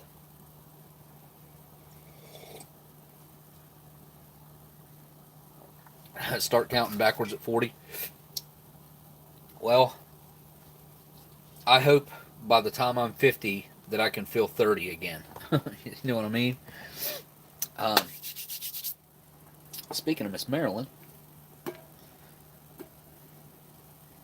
I have to check and see if Delicious got back to me about opening up one of those packs.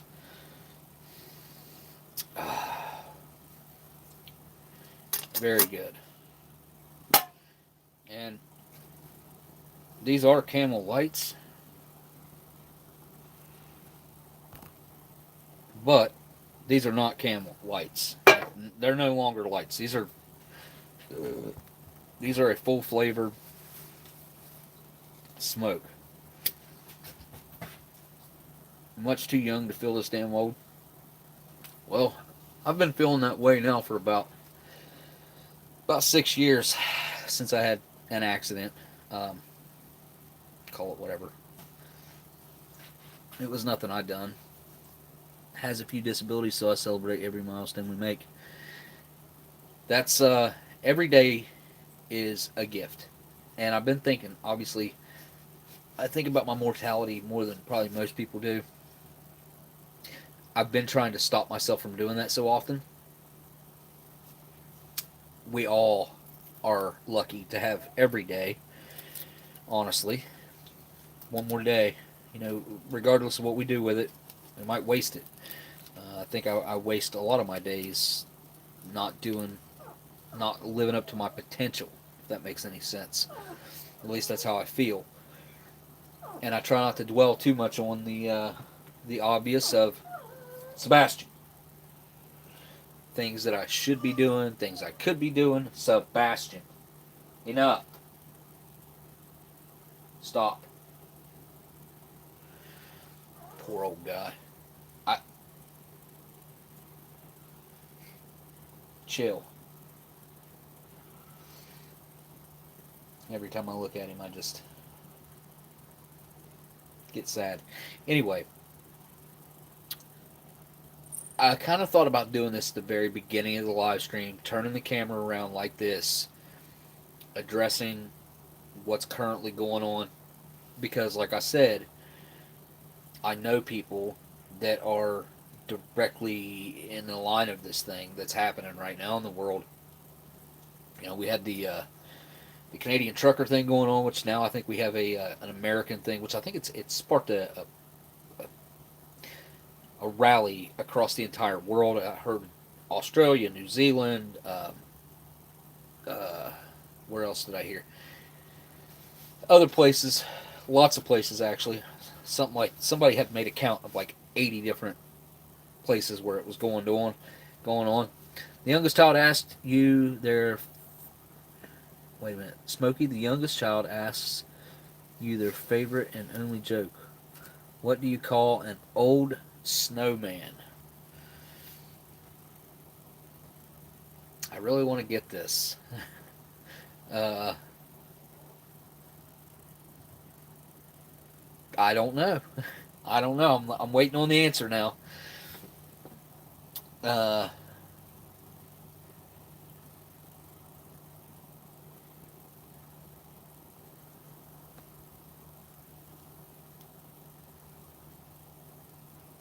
Gundog says puddles? Question mark.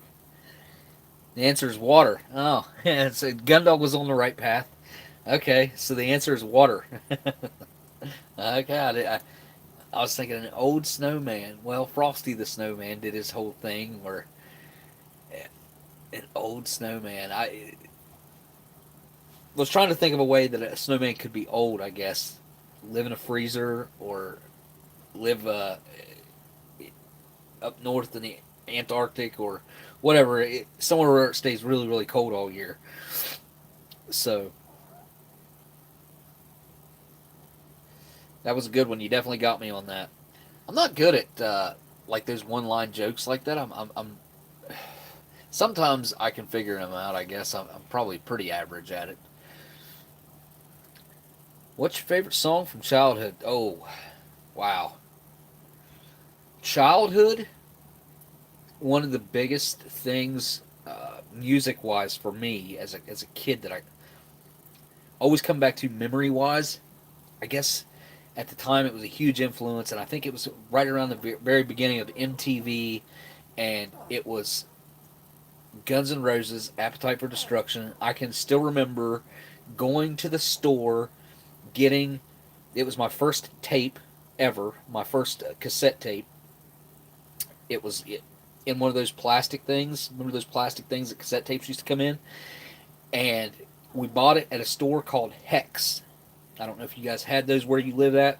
There used to be one down in Point Pleasant, West Virginia, which I used to live further downriver from in Leon is where I used to live, which is about an hour, 10 minutes from where I live now, or a little longer, maybe. Sebastian, lay down. I'm going to have to deal with him. But I can still remember going and getting that and playing it and playing it and playing it. And I came across it. I still have it somewhere. But I came across it in my old stuff somewhere one time. And I meant to put it up. And then I still have an MC Hammer cassette tape with the actual case.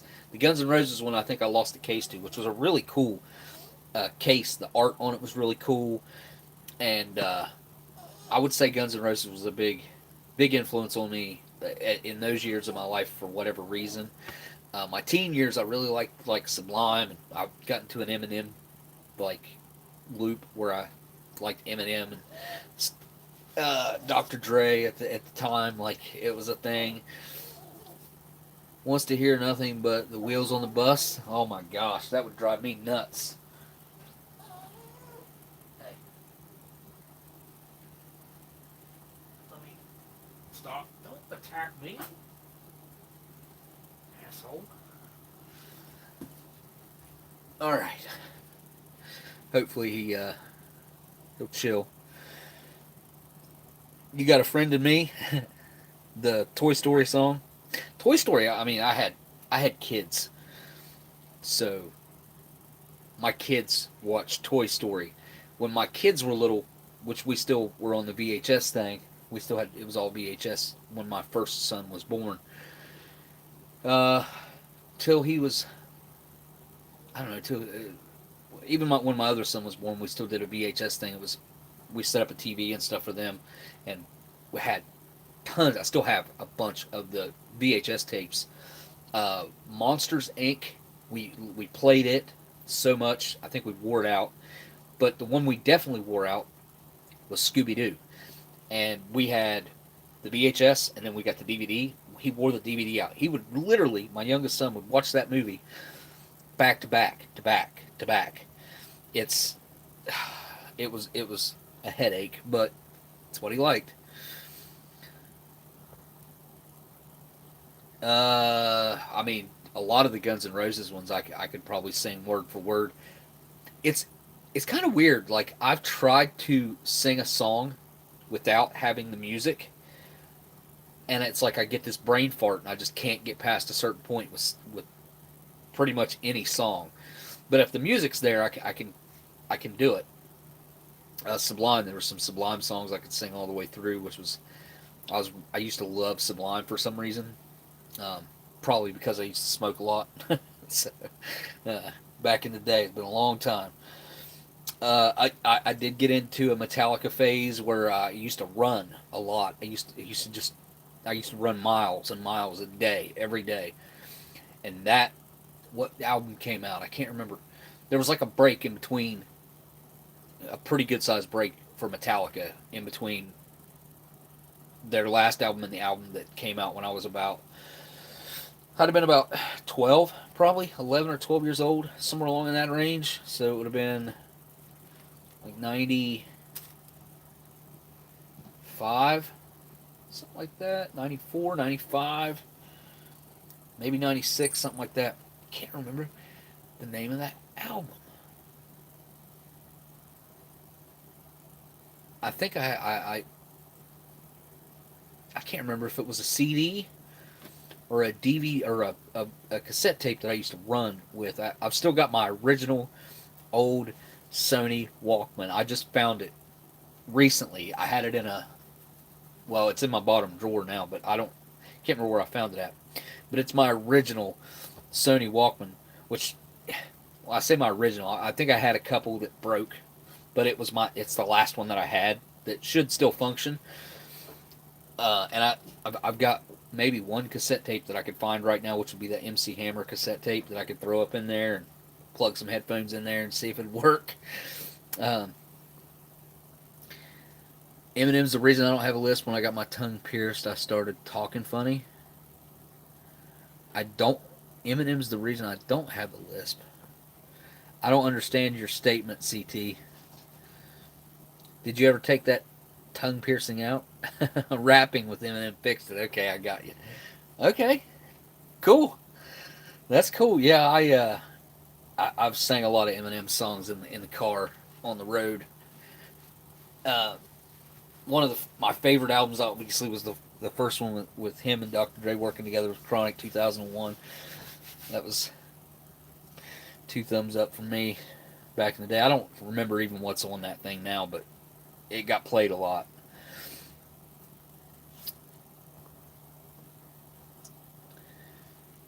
I remember when VHS was so expensive, a player was $700 to $1,000 when they came out. Yeah, see, that's when I was a little kid. VHS players were still like, I don't know how to show you guys, but they were real thick, like tall. Obviously, they were wider too, and even they were deeper, twice the size of what a typical VHS player, I would say. Well, actually, call it 4 times the size of what a typical VHS player would be when I was little. But I don't have any like home like there's no film of me probably before I was 14 or 15. There's no film. I don't know if we were just poor and didn't have video cameras. I really don't know what the deal with that was, or if that was just like an oversight. My parents didn't see the value in having videos and stuff like that. But I've got catalogs. Started off with the little miniature tapes. You know what I'm talking about? Like I don't know, they're probably about that big. Little, they're VHS. We put them in a like an adapter and play them in a regular VHS player. That's what first camera I had was. And then the second camera, video, like old school video camera before smartphones, was those mini DVDs. Now I can't just go grab that crap and play it. I need it digitized because I have a entire catalog of old VHS, well, little mini VHS of old birthdays. Like my grandma, I haven't seen my grandma in video in many years, and I have it. I just haven't seen it because I have no way to play it. I actually was thinking about that a couple weeks ago. Like I need to buy a VHS player, and I need to buy a regular DVD player so I can drop those little mini DVDs in. Because I assume they're still this way, but they used to be DVD players would have like that little cutout in the middle of the drawer that slid out, and that's where you put those little miniature DVDs in, and they should play. I know the words to every song from my youth. Almost every song on my playlist is burned into my head like 1,200 songs. See, I know the words to almost every song, but like if you just asked me to sing a song from start to finish, I probably couldn't do it. I'm not going to say for sure I couldn't do it, but I probably couldn't do it. I would definitely need help, like maybe even getting it started. It just depends, I guess, on what the song is and how well I know it, whatever. But yeah, One by Metallica is amazing. I only ran when I was chased. I used to run all the time. See, I used to wrestle, and I wrestled at Gallia Academy, and that was a big part of our training. Call it was running. So we would start our practices. First thing we would do would be to run around the entire, well, the actual like inner city part of Gallipolis. We would run around the entire city twice, and I think it was, I want to say it was 4 miles, and then we would come back from running, and we would lift weights for an hour, like really lift weights. Then after we done that, that's when we would hit the mat and actually practice wrestling. So by the time we actually got to wrestle, we'd be like 2.5, 3 hours in. Like it was the hardest thing I ever done in my life as far as like a structured practice and everything like that. And my kids, well, both my kids wrestled, and then my oldest wrestled up into high school until I got hurt and he quit. But God, he was so good. He was so good. He won the county championship, whatever you want to call it. It was I think I can't remember what this trophy. Yeah, he's got trophies that are, I don't know, 3.5 foot tall, bigger. Where he won first place whenever he was a kid. He was so good. He had so much heart. The kid didn't have any off button or no like give up button. I'm done. Like nothing like that. He fought through until he couldn't fight through no more. He made me cry on the mat numerous times where I'd be watching him and he just had so much heart that I would like cry. And I had other people like, "Oh my god, it was amazing to watch him." And like he was something else to watch. But he lost his heart for it after I got hurt. They got a new coach down there, and he just didn't they didn't jive. Had I not gotten hurt, I would have probably been a lot more involved, and he might not have quit. So I definitely think about that.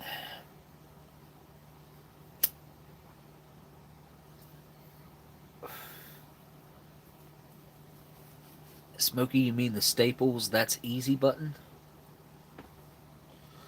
What? I don't know what you mean by that. I don't even know what I was talking about. After my Uncle Bob died, we fight eight. Oh. I'll bet they were awesome, Daniel. I'll bet you. I'll bet. I don't even want to think about that. I could make some comments on that though.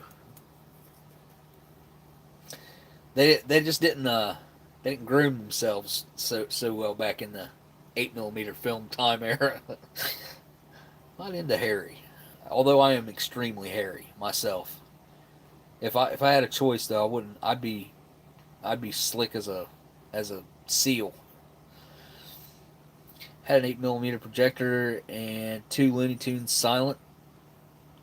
Wish I knew where they were at. Like, I wonder what year those would have been from. Because Looney Tunes, like, I don't know when that started, actually. That had to be, like, maybe an 80s thing, but definitely Looney Tunes were around by the 90s. I just don't think they were around before then. So, 8 millimeter projector, that's kind of weird for Looney Tunes. My dad, beta tape player instead of VHS. Oh, your dad made the wrong choice, Carla.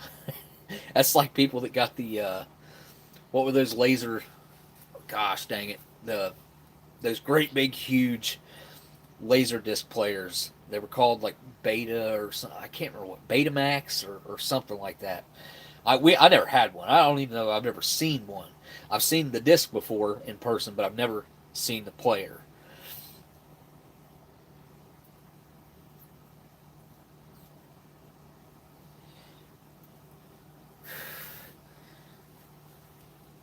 What tape shows the manner of your death? I gotta read back here. Got a bunch of old hi-fi 8 movies and a busted player. Always wanted to fix. I would just buy a new player. I mean, if you got the movies, Sean, just go ahead and get yourself a decent player. I mean, you could tinker with it, but I'd be wanting to watch those old high movies and see. I don't know, man. There's something different when you sit down and you actually watch something. Now, even sitting down and watching a VHS tape is you're going to get that vintage feel. You know what I'm saying? Like, I never thought that that'd be the case. Sitting down to watch a almost now it's almost to the point where DVDs are going to have that vintage type feel to them, which they don't yet. That's not maybe that'll never be a thing. Blu-ray, DVD, they've never taken one over from the other because Blu-ray failed in my opinion because of the cost.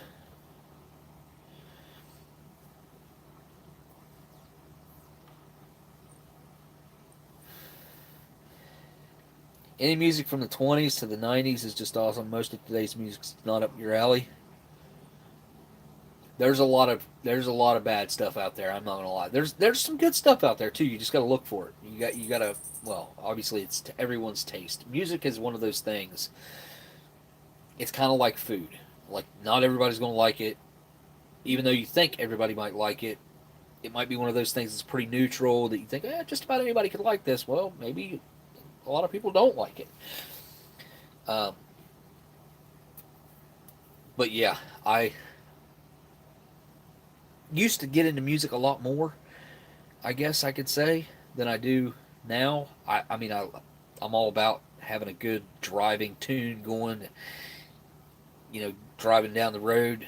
The muscle car kind of just has a different feel to it. Oh my God, Three Doors Down, Phoenix.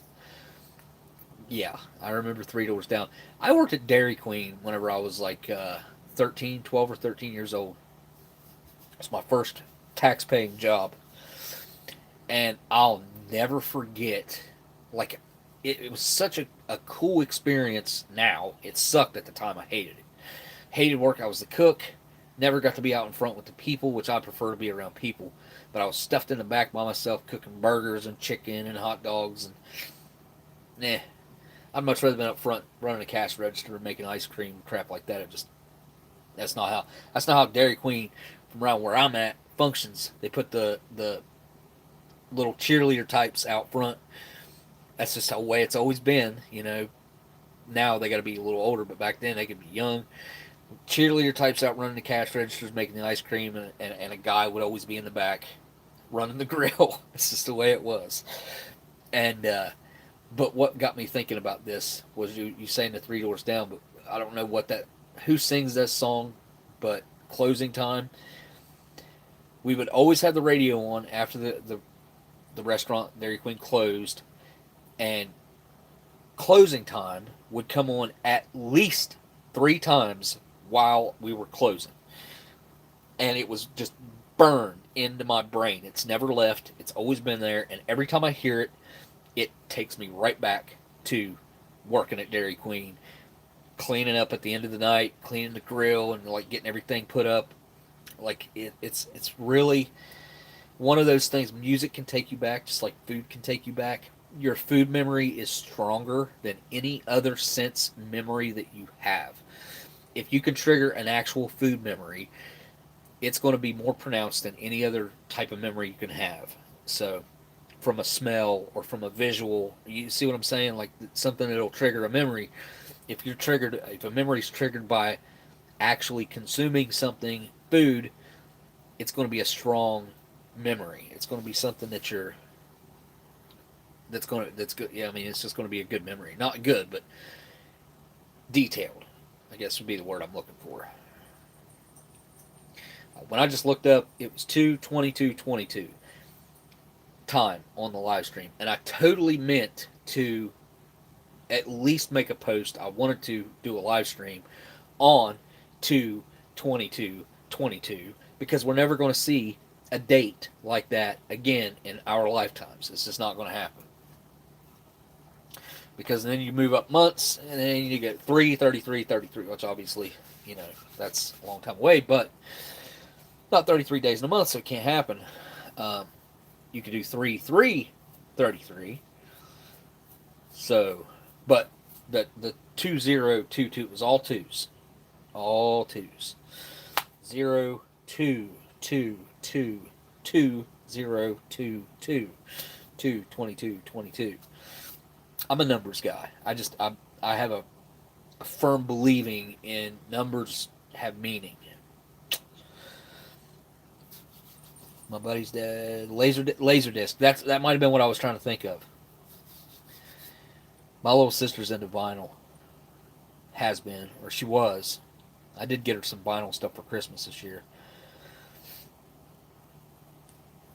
Landell said, check out Postmodern. I thought he was going to say Post Malone. I was like, wait a second. Alright, let me catch back up to chat. Let me go up a little bit here. What's up, Emily?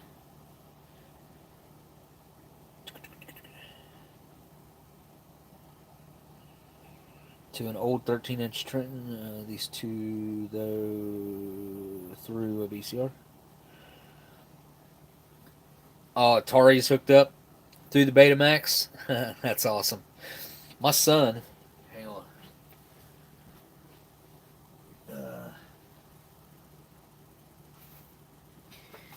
Which this is just kind of ticks me off because obviously they're knocking it off. But my son got this for Christmas. This little cheap knockoff.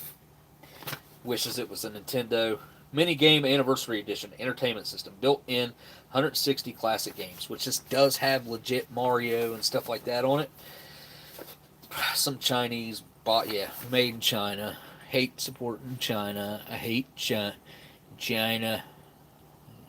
However he says it. Made in China.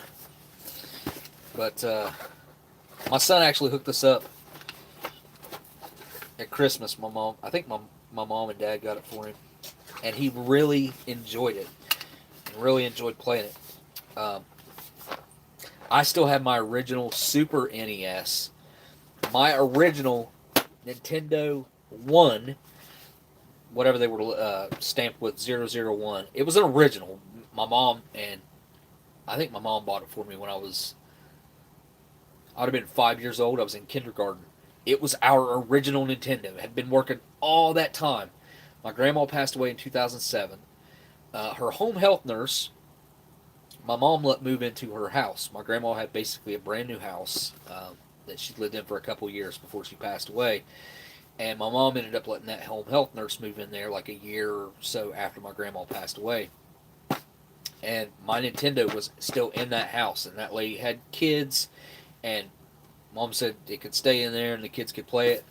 Well, when that, I got no kind words to say about her, took off, didn't pay her last month's rent, and took my freaking Nintendo with her, which I probably had, I don't know, 10 to 15 games, like the good games, and part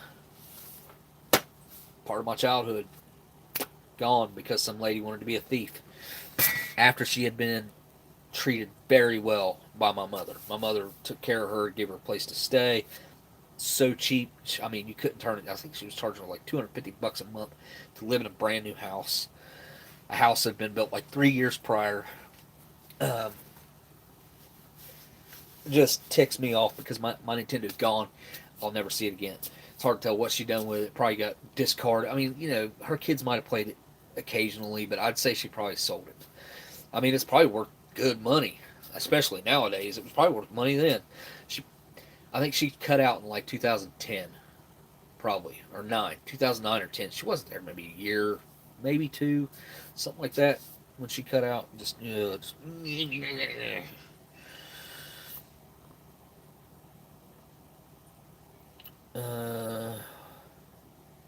what do I think about the Mandela effect? I love stuff like this. You want to trigger me into a conversation, start talking about conspiracy theories and stuff like that. There's been so many conspiracy theories proven true, proven right. Like, what's a conspiracy theory? What is it? It's a theory. Don't call it a conspiracy. It's a theory on what might have happened. Unless you got a way to prove otherwise, then it's still just a theory. It doesn't have to be a conspiracy. The Mandela effect. So, I heard an interesting, call it take, an interesting take on the possibility of what the Mandela effect could possibly be. And I can't remember who came up with this. I think it was Stephen Hawking came up with this theory. So, at least that's the way it I read some of it, and then there was some of it on a video, but some of it was just in text. The theory was that, and this was written in history, when the God particle was discovered, that's when life would end. That's when life would change or something. So when the God particle was discovered in 2012, the Higgs boson particle, or whatever it's called, I think that's the proper pronunciation of it, Higgs boson. Sean, you could probably correct me. When that particle was discovered, and they started experimenting with it and doing all the stuff that they've done and they are doing, which that's what the Hadron Collider is, trying to discover or trying to produce the God particle, I think, on a consistent basis, which I think is horrible that we're even trying to do that, honestly. But the theory was that when this happened is when, in this supposedly back in 2012, this is when the world actually either ended or we merged with another reality. That's the theory that I heard. And that's why all these things like Mandela and such, which I don't remember the actual Mandela incident or whatever, I don't remember that personally. I don't remember him thinking he died or anything like that. But there are other ones. And the one for me, there's a bunch of them, but this one right here in particular, I'll give you guys my take on one of these Mandela effects that I 100% absolutely remember as a kid. Oh, I missed a super chat. My bad. Here, let me go get the super chat. I'll tell you guys what what I remember. Okay, I'm seeing super chat quotes in the chat now. Oh, here's CT. I got to run. Great stream tonight, Smokey. You guys go watch CT's channel. He's been working on his thumbnails. He's doing pizza videos. Um, I don't know if he made a meetup video or not, but thank you for that super chat, CT. You're probably already gone, but highly suggest there's a link to CT's channel right down in my description. Also, Dub C. I ain't seen him in here, but go hit up Dub C's channel and Landle. There's a whole bunch of ration review channels and stuff like that down in my description. Just go ahead and click on all those and just hit subscribe if you're not already. Most of you guys probably are. Mandela Effect, real quick. The one that really sticks out to me as a kid, I know for a fact, I remember it, and I'll tell you why I remember it. So, Sinbad definitely did a movie where he was a genie, and it was called whatever, I can't remember the name of it. I'm sure it was called frick, I can't remember. Anyway, yeah, the Bernstein Bears one. I mean, I could have been mispronouncing that one. Okay, that's possible. Very possible that as a kid, like my kindergarten teacher just said Bernstein Bears or whatever, and I just went with that. You know what I mean? Shazam. Shazam. There was Shazam, and then there was anyway, I'll tell you the reason why I absolutely I have no like doubts in my mind about this.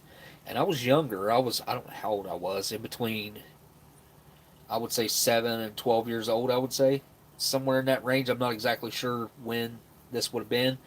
I'm thinking like early 90s. So I'm thinking around 10 years old. But Sinbad came out with this genie movie. He was dressed in purple. He had like the genie hat on. I remember the movie poster. I remember watching the freaking movie. Then, within a year after that, there was another movie came out. And Shaq was a genie, dressed in purple. It was like, I remember saying multiple times whenever they were promoting the Shaq movie, why would they make a movie just like the movie that Sinbad just made? This is a knockoff of the Sinbad movie that was just made. What's the point? Like, I don't get it. It seemed like a very similar like scenario, a storyline. It seemed like everything, judging by the commercials. And I remember watching the commercials. I remember going to the theaters, watching the Sinbad movie, and then I remember within a year or so, maybe it could have been within 2 years, the Shaq movie coming out and it being like, this is weird. Why are they making another movie just like the movie that just came out? And the names of the two movies were very similar. It was like Shazam and something Kazoo or something like that. Like, I can't remember what the other one was. Sinbad actually appeared in a video paying homage to that Mandela. Yes, Daniel. They did a college like spoof. Sinbad was a part of it. They went as far as adding other Mandela effects into that spoof. It's a spoof that they made. It's on the internet right now. I'm sure you can probably find it here on YouTube. There's like a Nerf Mandela effect. There was like a there was a newspaper, Nelson Mandela, right in the very beginning of this like thing that they made. This little short, I'd call it a short film. There was a Nerf one. There was multiple different other Mandela effects that they also incorporated into this fake movie clip that they made. And you know what? I myself personally think that's insulting. I don't know how many people remember what I remember, but there's no way I'm wrong. Like, there's no way that my memories as a child of Sinbad making this movie, I'm not going to confuse Sinbad with Shaq. And that would have been like the first thing Shaq ever acted in. It had to be like 94, and Shaq was a rookie in 92. Like, it makes no sense whatsoever. I would definitely not confuse the two. Hey, there's Dan. Hey, Smokey. Sorry I'm late. Just finished work. I have to... You have to go back and watch from the start tonight. It's been a kind of a weird one tonight. Very rare Rat Pack from the 96 is whenever. Yeah, everything except the crackers from '96, and it's been an interesting one to go through. I gotta say, Bourbon Street Joe sent this. I think this was a collectible ration in itself because it was super obscure and rare, but it was really fun to go through it and see what held up, what didn't. Oh no, getting honey on my table. My bad. I'm gonna burn another cigarette. Whoa, did I smoke my lucky cigarette? Huh. But thank you for that super chat, Dan. And you didn't have to do that, man. Like, we're just happy to see you in here, dude. One of these days, I want to figure out how to make my live streams, which I should be able to figure this out pretty soon. But I want to be able to share my screen on my laptop with you guys here, like in a little corner right here. Like it'll be my video, and then I can go full screen, whatever I want you guys to watch or whatever. Like I could have just looked up that Sinbad video and be like, click, and I could be talking over it, which that's perfect. But I also want to be able to like pull in a Skype call and 50-50 the screen. Over here is someone that I invite onto the live stream, and there they are on here. I can talk to them, we can have a conversation, or we can ration some, do something ration wise, make it more interactive, bring you guys into the actual live streams, and make it a thing to where I can invite guests. I'm also going to post you a new package. No, you don't need to do that, dude. Oh man, I opened a package from Delicious tonight, and I also opened a package from Mark, which goes with an ORP back there. They're called Troopers. Oh no, Iron Maiden. No, created by Iron Maiden. Robinson's Troopers. Then I got a whole box of smokes from Delicious from overseas that are just, the smokes are all over the place. They're really, really interesting though. You really don't need to do that, man. I'm desperately anxious to start filming again, actual videos. And I have this theory in my head that I want to start making shorts, YouTube shorts. Whether anybody will watch them or not, I don't know. Probably not. But I also want to post those exact same shorts over on TikTok. Whether anybody will watch them, I don't know. I doubt it. I want to make those in general about food and rations. But whatever I'm reviewing, I'm going to make a short about. But I've got to hire me somebody to help me film, because there's multiple things that I want to do that are actual field projects. And then I also need somebody, the same person. It needs to be the same person. I don't want to hire different people. It has to be one person that can actually film and edit both. They need to be able to do both. So hopefully I can make that happen soon. Wait a second. Oh, yeah, no. Alright. I'm going to burn one more cigarette. When this stream's 2 hours and 45 minutes long, I'll cut out of here. I wanted to get serious at the beginning of this live stream, talking about what's going on right now, Russia. It's not a subject that I take lightly. The Ukraine, I've seen, just like you guys probably have seen some videos out there. There was a video I seen yesterday that, man, it has to be one of those videos that's like super inspiring to the people in the Ukraine. And I believe it was an island to beat all. It was an island with about 13 maybe soldiers. I think there were 13 soldiers on this island. And you had this Russian I think it was an airship that got on the radio and told them to lay down their arms, or he'd be forced to engage. There's a little bit of radio silence there. Ukrainians come back and tell them to go F himself. I, I laugh. It's not funny because within minutes after that, all 13 of the guys that were there lost their lives.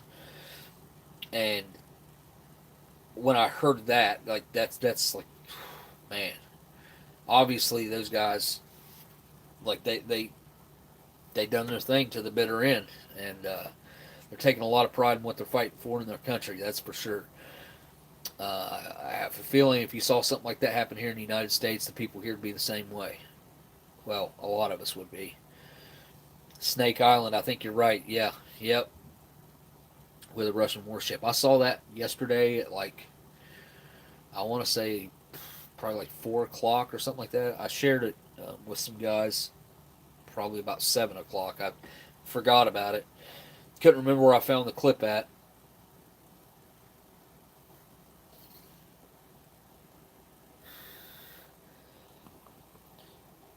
My sure is Riker. What? My sure is Riker. I thought 9/11 was World War III, not this World War IV. This keeps up. Well, I think Putin knows not to go crossing any NATO lines. If he crosses NATO lines, I have no doubt that it could be the beginning of World War III. My problem with all that is my whole life. I'm sure a lot of you guys too. It's been ingrained in my brain and into us that when World War III ever happens, if World War III ever happens, that's the end. That'll be the end of the world. Like that's when the nuclear powers will just destroy the entire world, being stupid, self destruction of everything. I hope that. I mean, what's going on in Ukraine right now is awful. You got regular people. I heard yesterday, or maybe it was today, up to 18,000 people, civilians, had taken up arms. That the government had handed out 18,000 AKs and whatever else they have. I assume, hopefully, they hooked them up with plenty of ammo. You know, they need flak jackets. They need a lot of stuff. Like they honestly, they should have been preparing them for this. Anybody with any common sense knew this was coming. This was totally preventable. I mean, there was nothing, no movement, nothing going on for 4 years, and then boom. There's a reason that this crap's happening, and my next fear is not about what type of movement. Which again, I think them going into Ukraine's awful and everything happening there is awful. But I don't think Putin is really the biggest fear here. I think it's China watching what's happening right now, and I think they're about to stick their toe in the water and test the water and see see if they can dive in or not, see if the water's to their liking, and if they do, I fear what will happen.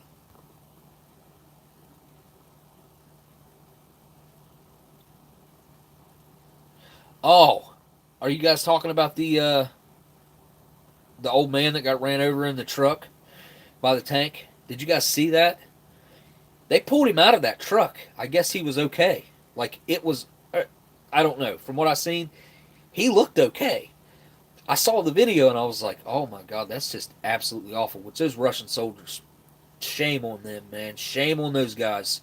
What a disgrace. What a disgrace they are. I mean, that old man wasn't hurting nobody, wasn't doing nothing. I'm sure he was. He didn't know there was a tank getting ready to roll down the road at him. He was just in the wrong place at the wrong time. And that tank, they knew what they were doing. They didn't do that on accident. That was on purpose. He had injuries, but obviously he had to have some sort of injuries. But the fact that he lived through that, come on, guys. If y'all saw that video, like, there's only like one way he could live through that, and that's if that tank ran over him just the right way. The fact that he lived through that, like God was looking over him, he's definitely meant to be here right now, like to be an inspiration, to be something. Bourbonstjoenola says, "Night Smokey, sorry about the state of the ration, dude. It's fine. Look, thank you for the super chat, but I mean, this is what you expect. out of a vintage ration, and if it's any better than that, then it's just a bonus. It's just a surprise. And half of it was edible. The honey's edible, the jam was edible, the crackers were edible, the bread kind of edible. Coffee's good. The peach drink definitely drinkable, just very weird, very odd. Overall, though, very cool experience, man. Very cool, and I'll never see another one most likely. So I'm thankful for the experience to get to open something like that. China has plans for Russia, not Taiwan yet. They want Siberia. They want the Siberian oil fields in Russia, so a softened up Russia. I don't know, Steve. You could be right. I just don't. I don't see it. I see them working together more than I do ever see them going against each other. I think if they want to have a real footprint, then they're going to team up. But I didn't really know like the whole details about the history about like how the whole split happened and having them, having Ukraine surrender their nuclear arms and like guaranteeing that they'd be looked after and taken care of if they did, and like we're not, and they're not. It's pretty crappy, man. I'm not ever going to be the guy that's going to be like, yeah, we should go to war, yeah, unless it's something like a World War II situation where it's blatantly obvious that this guy is committing crimes against humanity as far as like the type of stuff that went on back that Hitler did back then. But like I don't know, I couldn't say that we should go to war for anything.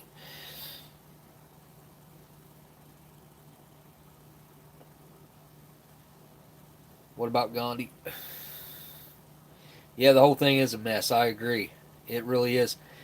I want to learn more about that history, exactly what the agreement was. I mean, I've heard it a couple of times, squawked by a news channel or something about basically it's a broke down, simplified version of what the agreement was. But I want to find out more about exactly what that agreement was, who it was with, why they done what they done when they split from Russia, and if that there were agreements made and promises made, why they're not being kept. Yeah, war's not the answer. I agree.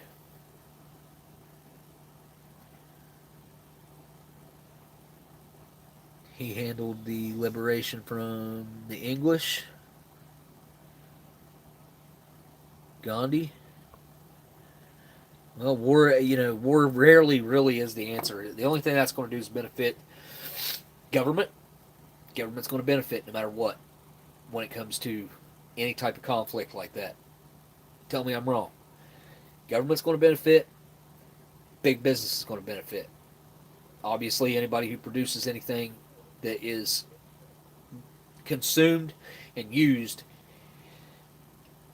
for the efforts of whatever the conflict or war may be. So it's not beneficial to your everyday person 9 times out of 10. Rarely will it be about liberating a people or something. Like the wars that could or should be fought are never going to be fought. If you know what I'm saying. There's no money in it. You know what I mean? There's no money in it for the governments and the people that want to make money off of this crap. So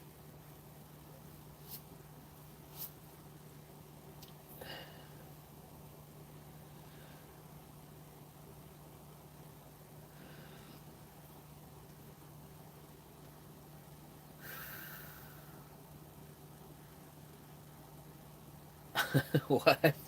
The Taliban, they put in their 2 cents and said Russia's doing a bad thing. Look, I can't listen to anything the Taliban says because they're just you know I got no comment on that one. Which what's China? Yeah, I'm no expert, man. I've been trying to catch up on the geopolitics of the region last few days. I've a little bit myself just because I don't want to.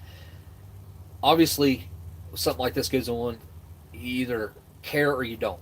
You don't want to hear about it. You don't want to see it. You don't want anything. Well, I've already gotten into that loop to where I'm like, I want to see and want to hear about what's going on. So I want to learn. I don't want to be an idiot. I don't want to be ignorant. I don't want to say something that doesn't make sense. So if I'm vague, it's for a reason because I don't know. I'll be the first to admit I don't know. And you can't. I hate to say this too. Well, I don't hate to say this. It's the freaking truth. You can't believe anything that you hear on MSM. Like, I wish it was different.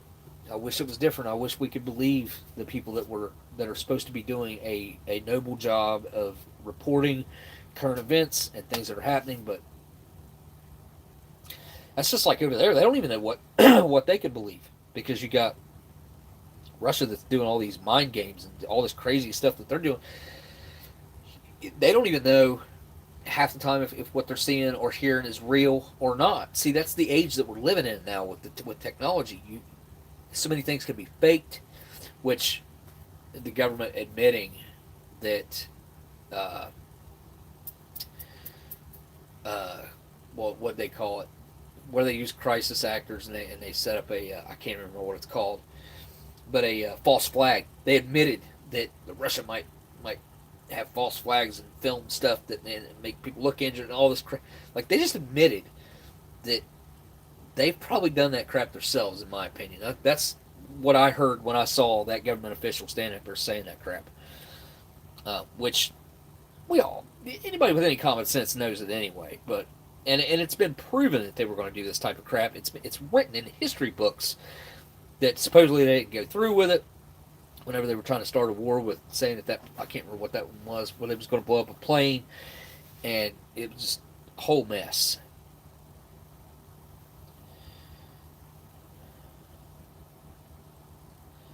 Fun fact, Russia is part of not just Europe, but also Asia. I didn't know that. I love salty crackers. Me too. I'd prefer to have salt on them versus not having salt on them. I don't necessarily like the incorporated salt in the dough so much because the sodium content in, like, say, MRE crackers is really high, but they're not salty. Not like they were in the 80s. God, the 80s crackers. I'm going to start collecting 80s crackers. Like, I'm not going to eat them. I'm just going to keep the crackers off to the side. And like the ones that you can see the salt through the package. Like, it's like you can see all the salt grains on it. Ugh. Those are good crackers, man.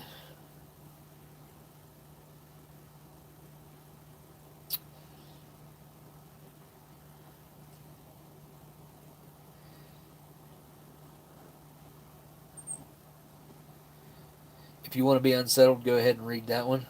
Operation Northwoods. Yeah, that's the one. That's the one that I was talking about, I think. Right? Pretty sure that's what I was talking about, Sean. Rule Yak. Are you doing a live stream tomorrow, Sean? I saw a senator say last week that Russia was trying to invade the largest nation in Europe. Oh, boy. Wishing to start a YouTube channel. Won't be me, but if someone was watching your channel and got inspired to start a channel based on MREs or... Okay, first of all, I can give you what my advice would be. I am not a huge YouTuber by any stretch of the word, but I think I have a good understanding of what it would take to grow a YouTube channel, somewhat. Things have changed a lot, and they're constantly changing. That's one thing you should know. You have to keep up with the trends. You have to post consistently, and I mean consistently, like preferably 2 times a week is what the algorithm really likes. If you do the everyday thing, I think sometimes the algorithm gets sick of that. Like, it doesn't even like that. But unless you're like a big name already, like, for instance, like a Jay Leno or a Russell Brand or something, something like that, then the everyday content might be okay there. But for your average everyday person like me or someone starting a YouTube channel, consistency, post regular, preferably on a schedule, so you can tell your viewers, hey, tune in Friday at 5 p.m. I'm going to be on. I'll be posting a video Friday at 5 p.m. every Friday. That way they know when you're going to have a new video out. Every Friday and every Wednesday, every Friday and every Tuesday, I'll have a new video up 5 p.m. Eastern Standard Time, or it'll come out at midnight on Tuesday and Friday every week. That's one. Number two, um, YouTube is now PC. It didn't used to be that way. It used to be that being outlandish and being on the edge used to be lucrative. I mean, if you look at guys like Filthy Frank and iDubbbz and people like that used to basically rule YouTube, they could never even they couldn't even get their toe in the water doing what they used to do. Like, they would never see the light of day. Those videos would get bounced just as quick as they hit the internet. So um, you've got to watch basically your language. You've got to stay away from, unless you're going to be a political news type channel and that's going to be your focus, then there might be a way that you could do that. Maybe. Very few people succeed in that, but this will probably be my hugest thing, is whatever you're going to do, you need to have a passion for it. You need to really enjoy doing whatever it is that you're going to make a video about. You need to be informed on whatever it is that you're going to be doing. I think knowing your product, whatever your focus is key. Sometimes a little bit of unknown is good. It just depends on, but mainly most of the time you're going to want to be the informed person and know exactly what you're doing and what you're talking about and where it's going. And if you're going to make structured content, this is something I have to work on myself, but there's a whole lot of different ways you can do it. You can start with a crude, really crude, like these live streams are, just no production value whatsoever. Or you can have a storyline. You can start setting out the way something's going to progress into somewhat of a story inside a story. Not really a major story, but it's got a storyline to it, a beginning, middle, and end.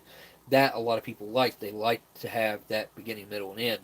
But just starting out a YouTube channel, I would advise you to start with short videos. You're not going to get paid anyways until you get over 1,000 subscribers.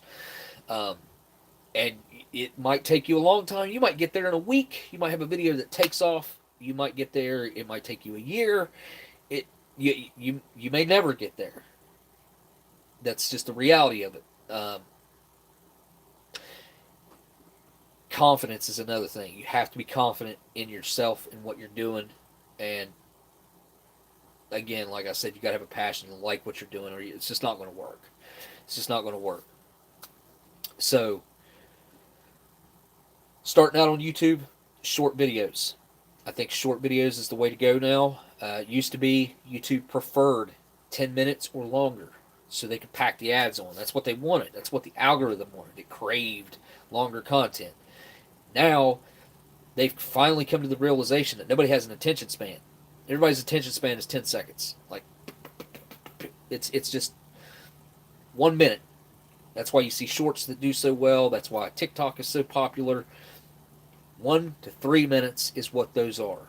Now, I would not suggest doing that starting out a YouTube channel, although I would make that part of it.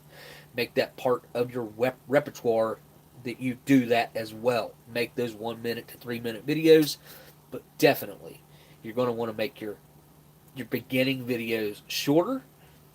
And if you want to throw in a longer video here and there that you really want to get a point across and you want to get like longer content in, if you're going to do MRE reviews, I would advise you to keep them between 10 and 15 minutes starting out, preferably on that 10, 11, 12 minute range.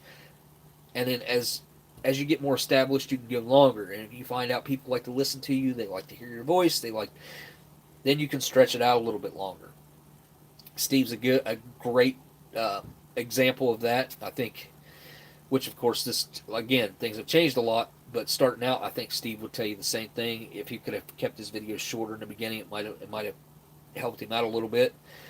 And then as he's grown and people realize that they like watching him for long periods of time, longer videos are more of the way to go.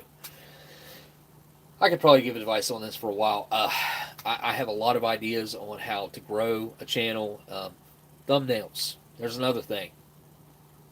If you're scrolling through your recommended page, right? It's what most people do. Pull open their YouTube, scroll through the recommended.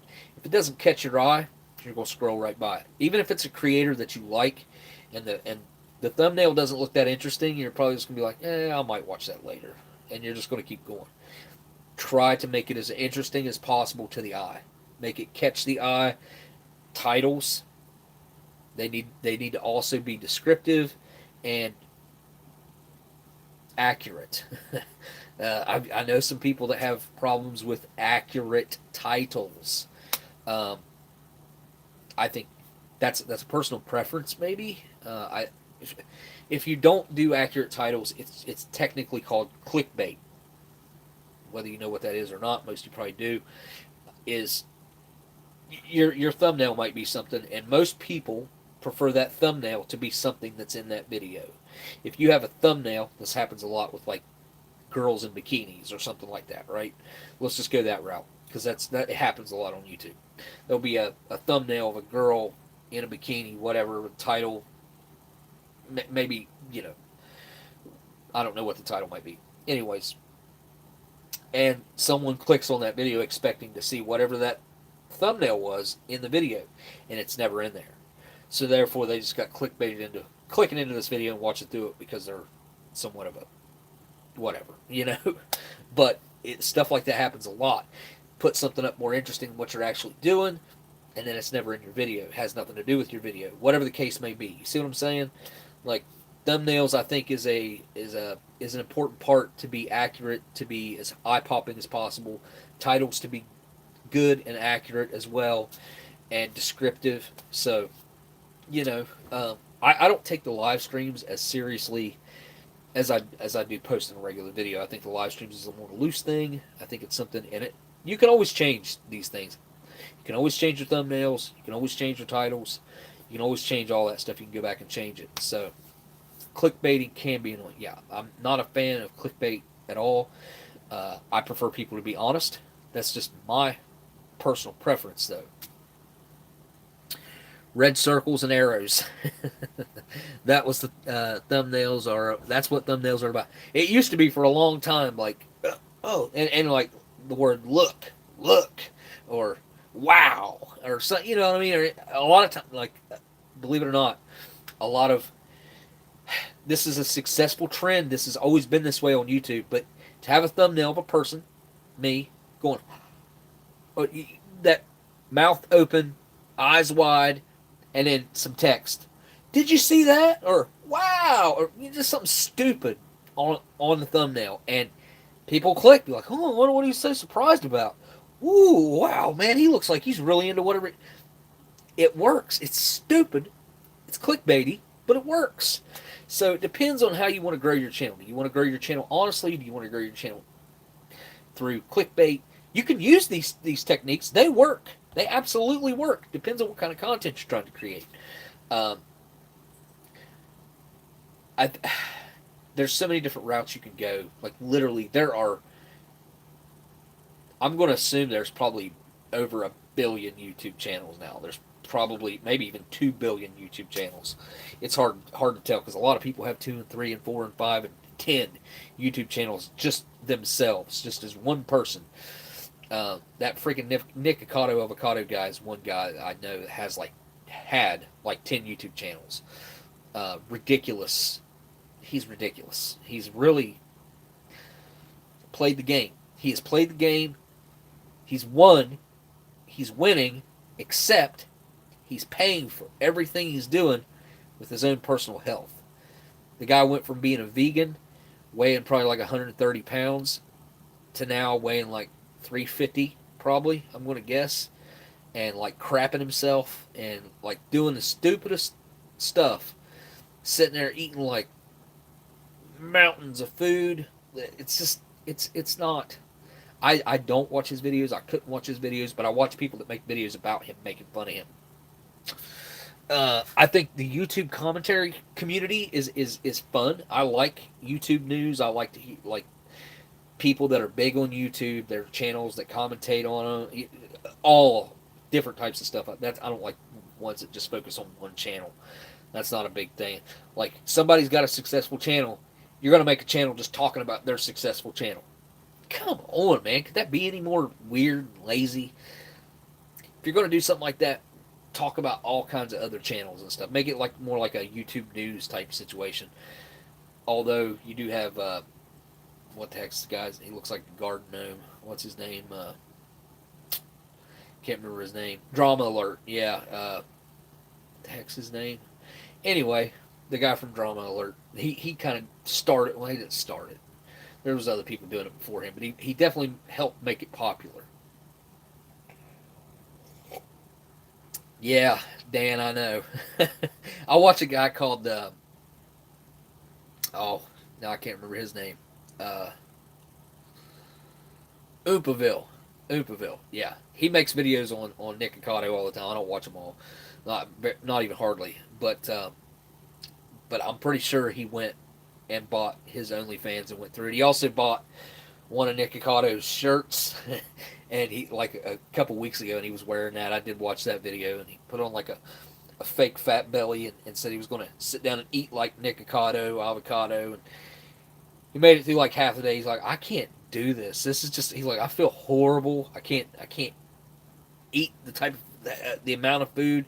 It's like you couldn't feel even halfway decent eating like this guy eats. It's ridiculous. It's good coffee. Movies. Oh man, there's so many good movies from my childhood. I like The Goonies. That was a good movie. Ghostbusters.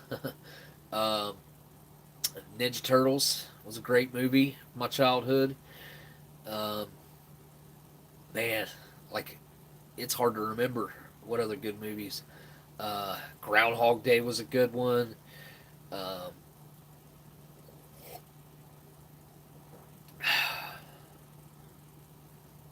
I don't know if I have it like a strict favorite from my childhood or anything. I was really into the Ninja Turtles thing after that Ninja Turtles movie came out, like the realistic Ninja Turtle movie, the first one, which had to be when I was a kid because I like begged and pleaded for the Ninja Turtles game for my birthday one year, and it was freaking horrible. God, that game was so bad.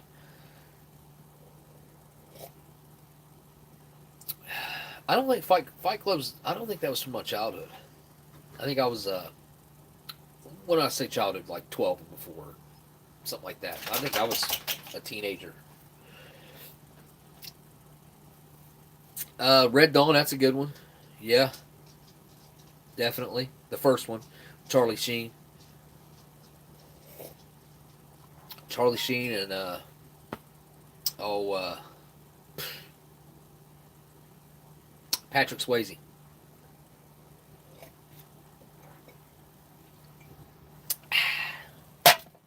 Yeah, I could drink 2 more cups of coffee like that. I'm serious. I could drink a whole pot of that. It was really good. Mad Max, killer. Crocodile Dundee, that was a big one. Really liked that movie. I, another thing, I guess it was a TV show, but the Fonz, man, like I was so all about the Fonz. I had like a leather jacket when I was little. I was little, like 4, 5 years old probably. Thought the black leather jacket was super cool, or maybe it was a brown leather jacket. I think I had like a bomber jacket. That's the best I could do. So, uh, but yeah, that was a big influence. All right, guys, I gotta wrap it up. I've been on here forever. Thank you guys for all your super chats tonight. Thank you. I wish I could go back and check the super chat list. There's 0 on my super chat list. I can't check it. CT, Dan, Smitty, Bourbon Street, LC. I think I might have covered just about everybody. Probably not everybody, but just about.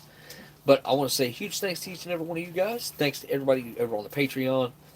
And, well, I guess all I got left to do now is say thank you guys for watching. And I'll see y'all on the next live stream. Later.